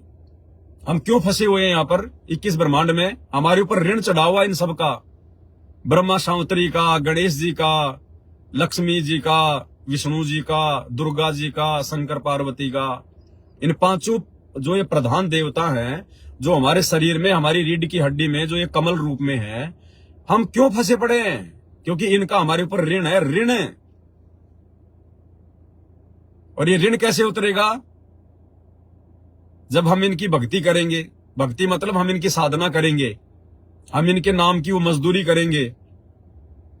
और मजदूरी हम क्यों कर रहे हैं? इन नाम मंत्रों की जाप करके, और ऋण उतारने के लिए। जो कर्जा ब्रह्मा जी का और सावित्री का जो कर्जा हमारे ऊपर जो चढ़ गया है ना, वो कर्जा उतारने के लिए। और उनका कर्जा क्यों चढ़ा? विषय वासना के चक्कर में पड़ के। विषय वासना के चक्कर में पड़ के ब्रह्मा सावित्री का ऋण हमारे ऊपर चढ़ गया, क्योंकि ये रजोगुण के स्वामी हैं। और एक तरफ तो तुम संत रामपाल जी से भक्ति लेके ब्रह्मा सावित्री का जाप कर रहे हो ऋण उतारने के लिए, और दूसरी तरफ तुम विषय वासना में पड़ के उसका ऋण और चढ़ा रहे हो। तो तुम्हारा कर्जा कभी जिंदगी में उतरेगा क्या? अरे भक्ति तो तुम करोगे थोड़ी, इतनी तुम्हारे पास भक्ति हो नहीं पाएगी, और ऋण चढ़ाओगे तुम ज्यादा। अब कोई आदमी तुम्हारे से 1 लाख रुपए मांगता है और तुम उसके वहां पे मल्कि मजदूर लगे हुए हो, और रोजाना वो तुम्हें 500 रुपए देता है कि भैया जब तक रोजाना मजदूरी करके 500 रुपए करके मेरा 1 लाख नहीं चुका दोगे मैं तुम्हें छोड़ने वाला नहीं। और तुम उसके वहां पे मजदूरी कर रहे हो और वो तुम्हें रोजाना 500 रुपए जो बल्कि माइनस कर रहा है कि ठीक है भाई तेरे 500 आ गए, तेरे 500 आ गए, और 1000 रुपए तुम उससे और उधार ले रहे हो। रोजाना 500 की तो तुम मजदूरी कर रहे हो और 1000 रुपए तुम उसी से उधार ले रहे हो, और ये सोच रहे हो कि मेरा कर्जा उतर जाएगा। जिंदगी में नहीं उतरेगा, उसी के ऋणी बन के मजदूर बन के रहोगे। तो एक तरफ तो हम लोग अपना वो पिछला जो कर्जा है, विषय वासनाओं में पड़ के हमने जो कर्जा जो इसका रजोगुण के स्वामी ब्रह्मा सावित्री का हमने जो अपने ऊपर जो है वो चढ़ा लिया है। एक तरफ तो हम ओम नाम का जाप करके जो हमें दिया है जो गुरुदेव भगवान ने, हम उसका वो ऋण उतार रहे हैं, और दूसरी तरफ हम लोग विषय वासना के चक्कर में पड़ के वही संभोग क्रिया करके और उसका हजारों की संख्या में हम उसका ऋण अपने ऊपर चढ़ा रहे हैं। कैसे बाहर निकलोगे? हम तो त्रिकुटी तक भी नहीं जा पाएंगे। तो ये कॉमन सेंस की बातें हैं। तुम भक्ति भी कर रहे हो और तुम अपना जो है मतलब एक तरफ तो कह रहे हो कि हम इनका वो कर्जा उतार रहे हैं, और दूसरी तरफ आप इनका कर्जा और चढ़ा रहे हो।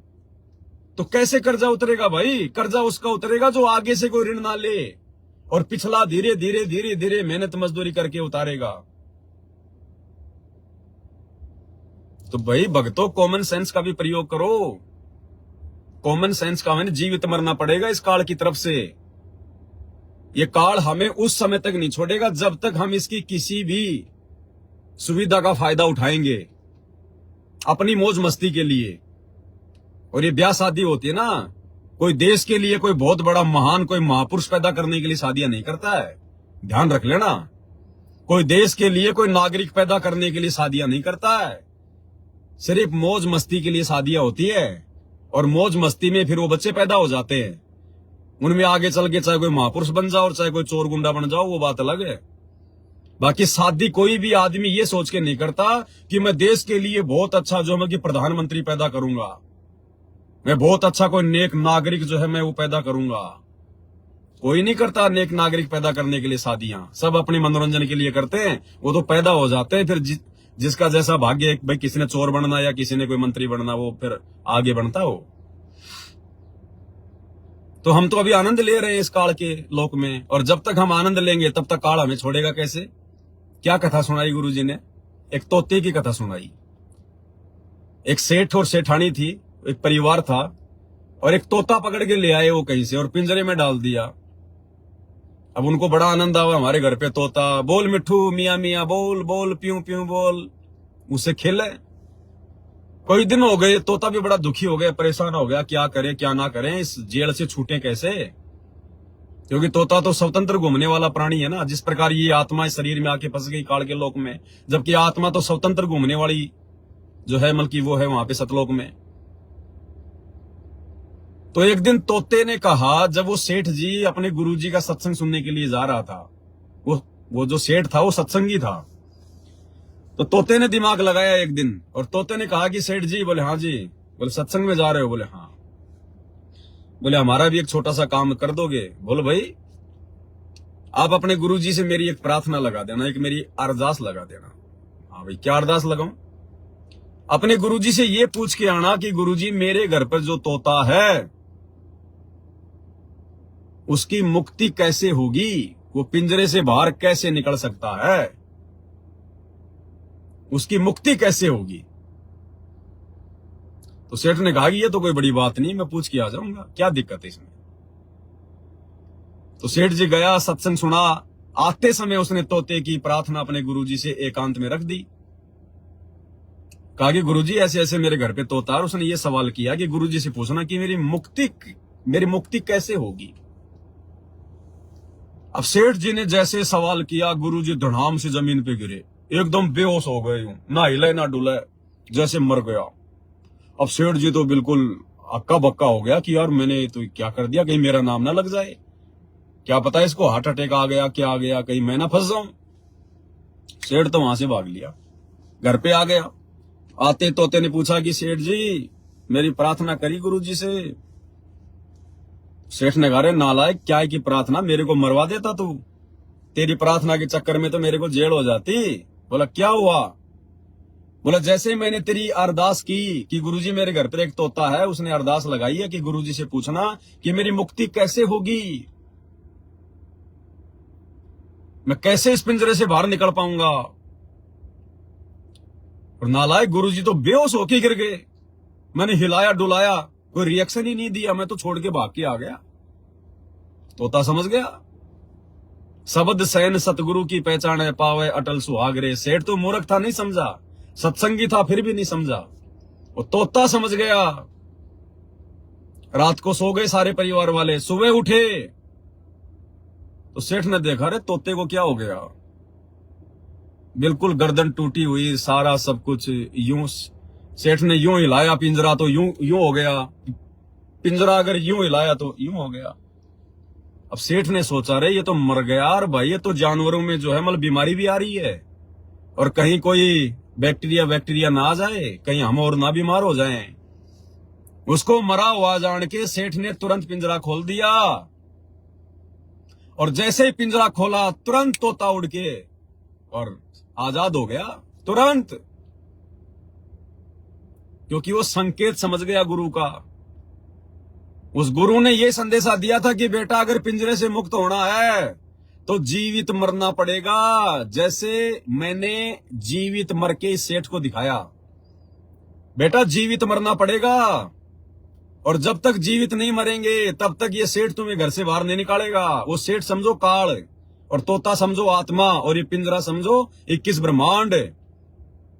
तो सेठ ने सोचा ये तो मर गया, मेरे किसी काम का ही नहीं, अब मैं इसके साथ में थोड़ा बहुत टाइम पास किया करता था, मनोरंजन किया करता था, मेरा मन बहलाया करता था, अब ये तोता तो किसी काम का नहीं, और कहीं कोई जो है इन्फेक्शन ना हो जाए। तुरंत उसको पिंजरा खोल दिया, तुरंत तोता उड़ गया।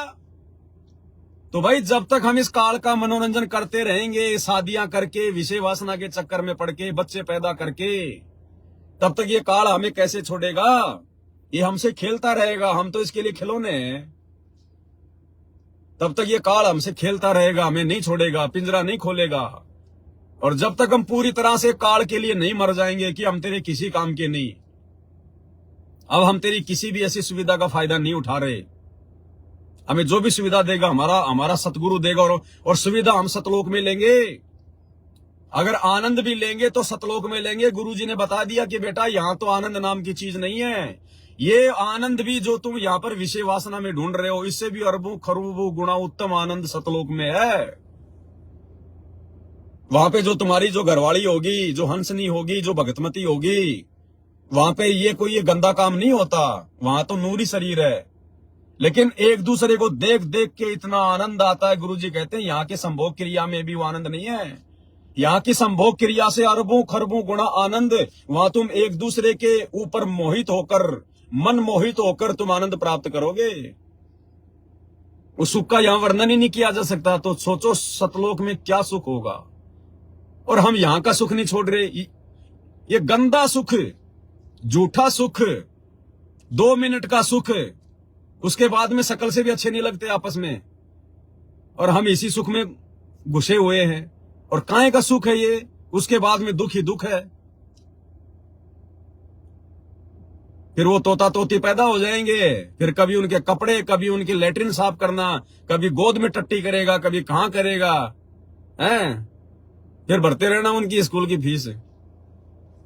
तो ये बाकी दुनिया जो भक्ति नहीं कर रही है ना, ये पैदा कर करके करेगी अपना काम है।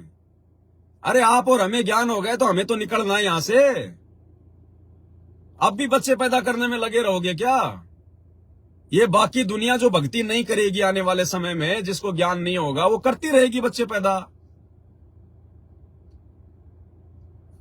हमने तो सतलोक में बनाना अपना परिवार है। सतलोक में बेटा बेटी तैयार करने जाके, और तुम यहीं पे घर बसाने की जो है वो कर रहे हो तैयारी। तो भाई और बहनों, जब तक उस तोते की तरह जीवित नहीं मरेंगे तब तक वो सेठ रूपी निरंजन, वो सेठ रूपी काल इस पिंजरे से बाहर नहीं निकालेगा। अब देखो, हर प्रकार से गुरुजी ने समझाया हुआ है भाई और बहनों। दास तो केवल हल्का हल्का रिपीट कर रहा है। बाकी देखो भाई, भगत की अपनी मौज, अपनी मर्जी। बाकी जो अपने सतगुरु पर पूरी तरह से आश्रित हो जाएगा और आश्रित होकर, मर्यादित होकर भक्ति करेगा। आश्रित होने से भी काम नहीं चलता, अकेले आश्रित तो होना ही होना पड़ेगा, साथ में मर्यादित भी होना पड़ेगा। तब सतगुरु अपने पलकों पे रखेगा, अपनी पलकों पर। और भले आपकी शादी हो ना हो, बेटा बेटी हो ना हो, चलो जिन्होंने शादी कर ली और जिनके बेटा बेटी नहीं हो रहे, फिर वो क्या करेंगे बुढ़ापे में? अगर बुढ़ापे की चिंता को लेके शादी कर रहे हो कि बाल बच्चे बुढ़ापे में सेवा करेंगे, तो जिन भाई बहनों की शादियां हो चुकी हैं और जिनके आज तक कोई संतान नहीं हो रही, फिर उनका क्या होगा बुढ़ापे में? उनकी सेवा कौन करेगा फिर? सतगुरु करेगा सेवा, सतगुरु करवाएगा सेवा। तो ऐसे तुम्हारी होगी फिर, अगर विश्वास रखोगे तो।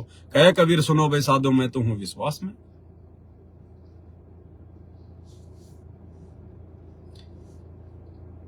बहुत सारी बातें भाई और बहनों। अब क्या देखो, दास कोई फालतू की बातें तो करता नहीं है, ना कोई दो पैसे यूट्यूब फेसबुक से कमाने के लिए दास लाइव आता है।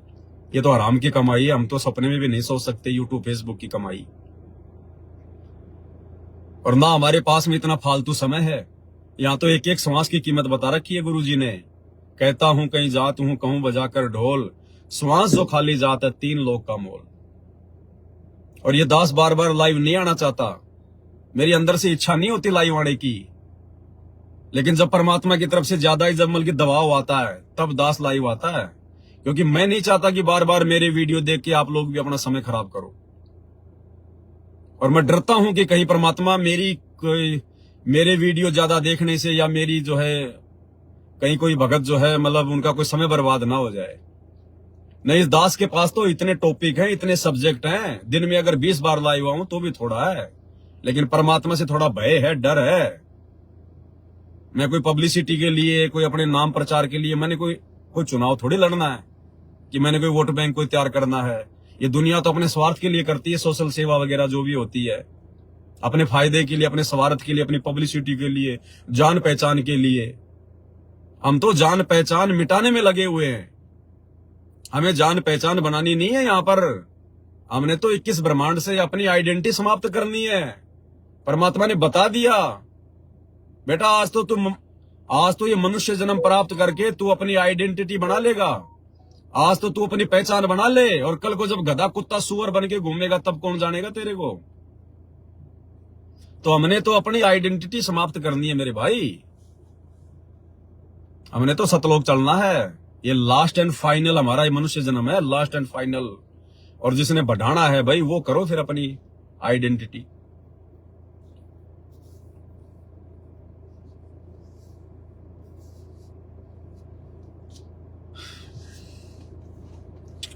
बातें तो और है, लेकिन वीडियो ज्यादा लंबा हो जाएगा, फिर दूसरे टॉपिक पे फिर लाइव आएंगे कल। बहुत सारी बातें हैं, परमात्मा ने इतने सब्जेक्ट, इतने टॉपिक दे रखे हैं भाई और बहनों। लेकिन वही है भाई, हम जगत वाले लोगों की तरह कोई फ्री नहीं है। अब जगत वाले तो वीडियो बना सकते हैं ज्यादा, उनको ना कोई 3 समय की आरती करनी है, ना कोई मंत्र जाप करना है, ना उनको कोई अपना यज्ञ करना है, ना उनकी कोई मर्यादा है, ना कोई नियम है। उनको तो केवल पैसा है, पैसा दिखता है, तो उनका तो सारा दिन इसी में चलता है। अब आप और हमें तो परमात्मा ने और भी जिम्मेदारियां दे रखी है, भक्ति भी दे रखी है। तो ये बीच बीच में दास लाइव आके संगत में थोड़ी बहुत जो गलत फहमियां जो पैदा हो जाती है ना काल प्रेरणा से, ये सभी भाई बहनों को सावधान करने के लिए दास को लाइव आना पड़ता है, बताना पड़ता है। क्योंकि दास परमात्मा का दोषी नहीं बनना चाहता। कल को गुरुजी कह देंगे बेटा इस ज्ञान का आप लोगों के अलावा किसी और को तो पता था ही नहीं, और तुम भी अगर अपने भाई बहनों को नहीं समझाते तो फिर कौन समझाता। तो दास तो केवल अपना शिष्य धर्म निभा रहा है। बाकी मुझे ना तो आप लोगों से कोई स्वार्थ है और ना कुछ और है, लेकिन बताना जरूरी है भाई। कल को फिर क्योंकि परमात्मा किसी का दोषी नहीं बनता। जब धर्मराज के दरबार में जब जीव जाता है तो वहां परमात्मा को ये उलाना नहीं दे सकता कि परमात्मा मेरे को किसी ने बताया नहीं, मेरे तक ये जानकारी नहीं आई। तो परमात्मा वहां पर ये वीडियो चला देगा, डिस्प्ले चला देगा, देख वो क्या चिल्ला रहा था, क्या चिल्ला रहा था। ये थोड़ी कि भगवान ही आके समझाएगा तेरे को, हर बात भगवान ही आके समझाएगा। अब एक भगत था और वो रास्ते रास्ते जा रहा था, सामने से कोई हाथी आ रहा था पागल। अब दुनिया इधर उधर भाग रही है और बोला नहीं मेरे को तो भगवान बचाएगा, मेरे को तो भगवान बचाएगा। एक आया दौड़ के, अरे बोला भगत जी साइड में बोले हाथी आ रहा है, पागल हो गया, कईयों को मार दिया। नहीं नहीं मेरे को तो भगवान बचाएगा कि भगवान आएगा। अरे बोला साइड में बोले मेरे भाई, बोला ना भगवान आएगा तब साइड में होऊंगा। इतने में हाथी आया, मारी सूंड की, दूसरे के मकान पे जाके गिरा। और बोले भगवान आप आए ही नहीं, भगवान आप आए ही नहीं। फिर आया भगवान। बोला वो जो आदमी बोल रहा था वो कौन था? अरे वो जो तेरे को कह रहा था, जो चिल्ला रहा था, वो भी तो भगवान का ही बच्चा था। तू साइड में क्यों नहीं हुआ? तो हर काम के लिए भगवान थोड़ी आएगा। भगवान किसी को निमित्त बना देता है, भगवान किसी में जो है वो प्रेरणा कर देता है। और फिर ये मनुष्य जन्म, ये बुद्धि क्यों दी है? फिर हमने कॉमन सेंस का भी तो प्रयोग करना चाहिए ना। हर काम के लिए थोड़ी भगवान आएगा। तो भगवान कह देगा बेटा देख मैंने तेरे लिए संदेशा भिजवाया था, बोल तूने सुना कि नहीं सुना? तो वहां तो सब याददाश्त आ जाती है, हाँ जी सुना था। तो फिर मेरे को क्या उलाना दे रहा है? तो भाई और बहनों परमात्मा दया करें। दोपहर की आरती का भी समय हो रहा है। तो देखो दास तो भाई जैसे जैसे परमात्मा दया करेंगे, प्रेरणा करेंगे, अपनी भक्ति भी करनी है। जो जिम्मेदारी है, जब तक हमारे गुरुदेव भगवान जेल से बाहर नहीं आ जाते तब तक जो जिम्मेदारी है वो भी निभानी है, और ये निभाते रहेंगे मालिक के आशीर्वाद से। तो आज की वीडियो में केवल इतना ही भाई और बहनों। मेरी किसी बात से अगर किसी को कोई तकलीफ, कोई दर्द, कोई पीड़ा पहुंची हो तो दास हाथ जोड़ के क्षमा प्रार्थी है। जो सत्य है वो मैंने रखा है ज्ञान आधार से, बाकी मानना ना मानना ये भाई अपने अपने बुद्धि विवेक के ऊपर है। और रही बात ब्याह शादी की, तो जहां परमात्मा ने संस्कार जोड़ रखा तो होके रहेगी, लेकिन स्वतंत्र कर्मों के तहत भाई और बहनों अपने कर्म मत बिगाड़ो। वर्तमान में ये परीक्षा का समय है, सोच समझ के डिसीजन लो। साल 2 साल में कोई मर नहीं जाओगे, कोई तुम बूढ़े नहीं हो जाओगे। और इतना ज्ञान दे दिया भगवान ने घर घर में, और उसके बावजूद भी फिर तुम काल को अपने घर में घुसा रहे हो जबरदस्ती लाके। एक तरफ तो तुमने भगवान को बैठा लिया, घर घर में बेड लगा लिए, अब तुम काल को घुसेड़ रहे हो घर में, ये विषय वासना के चक्कर में पड़ के। तो क्या भक्ति थोड़ी हो रही, फिर तो ड्रामेबाजी हो रही है, तो देखा देखी हो रही है फिर सारा काम। बाकी अपनी मर्जी है सबकी भगत जी।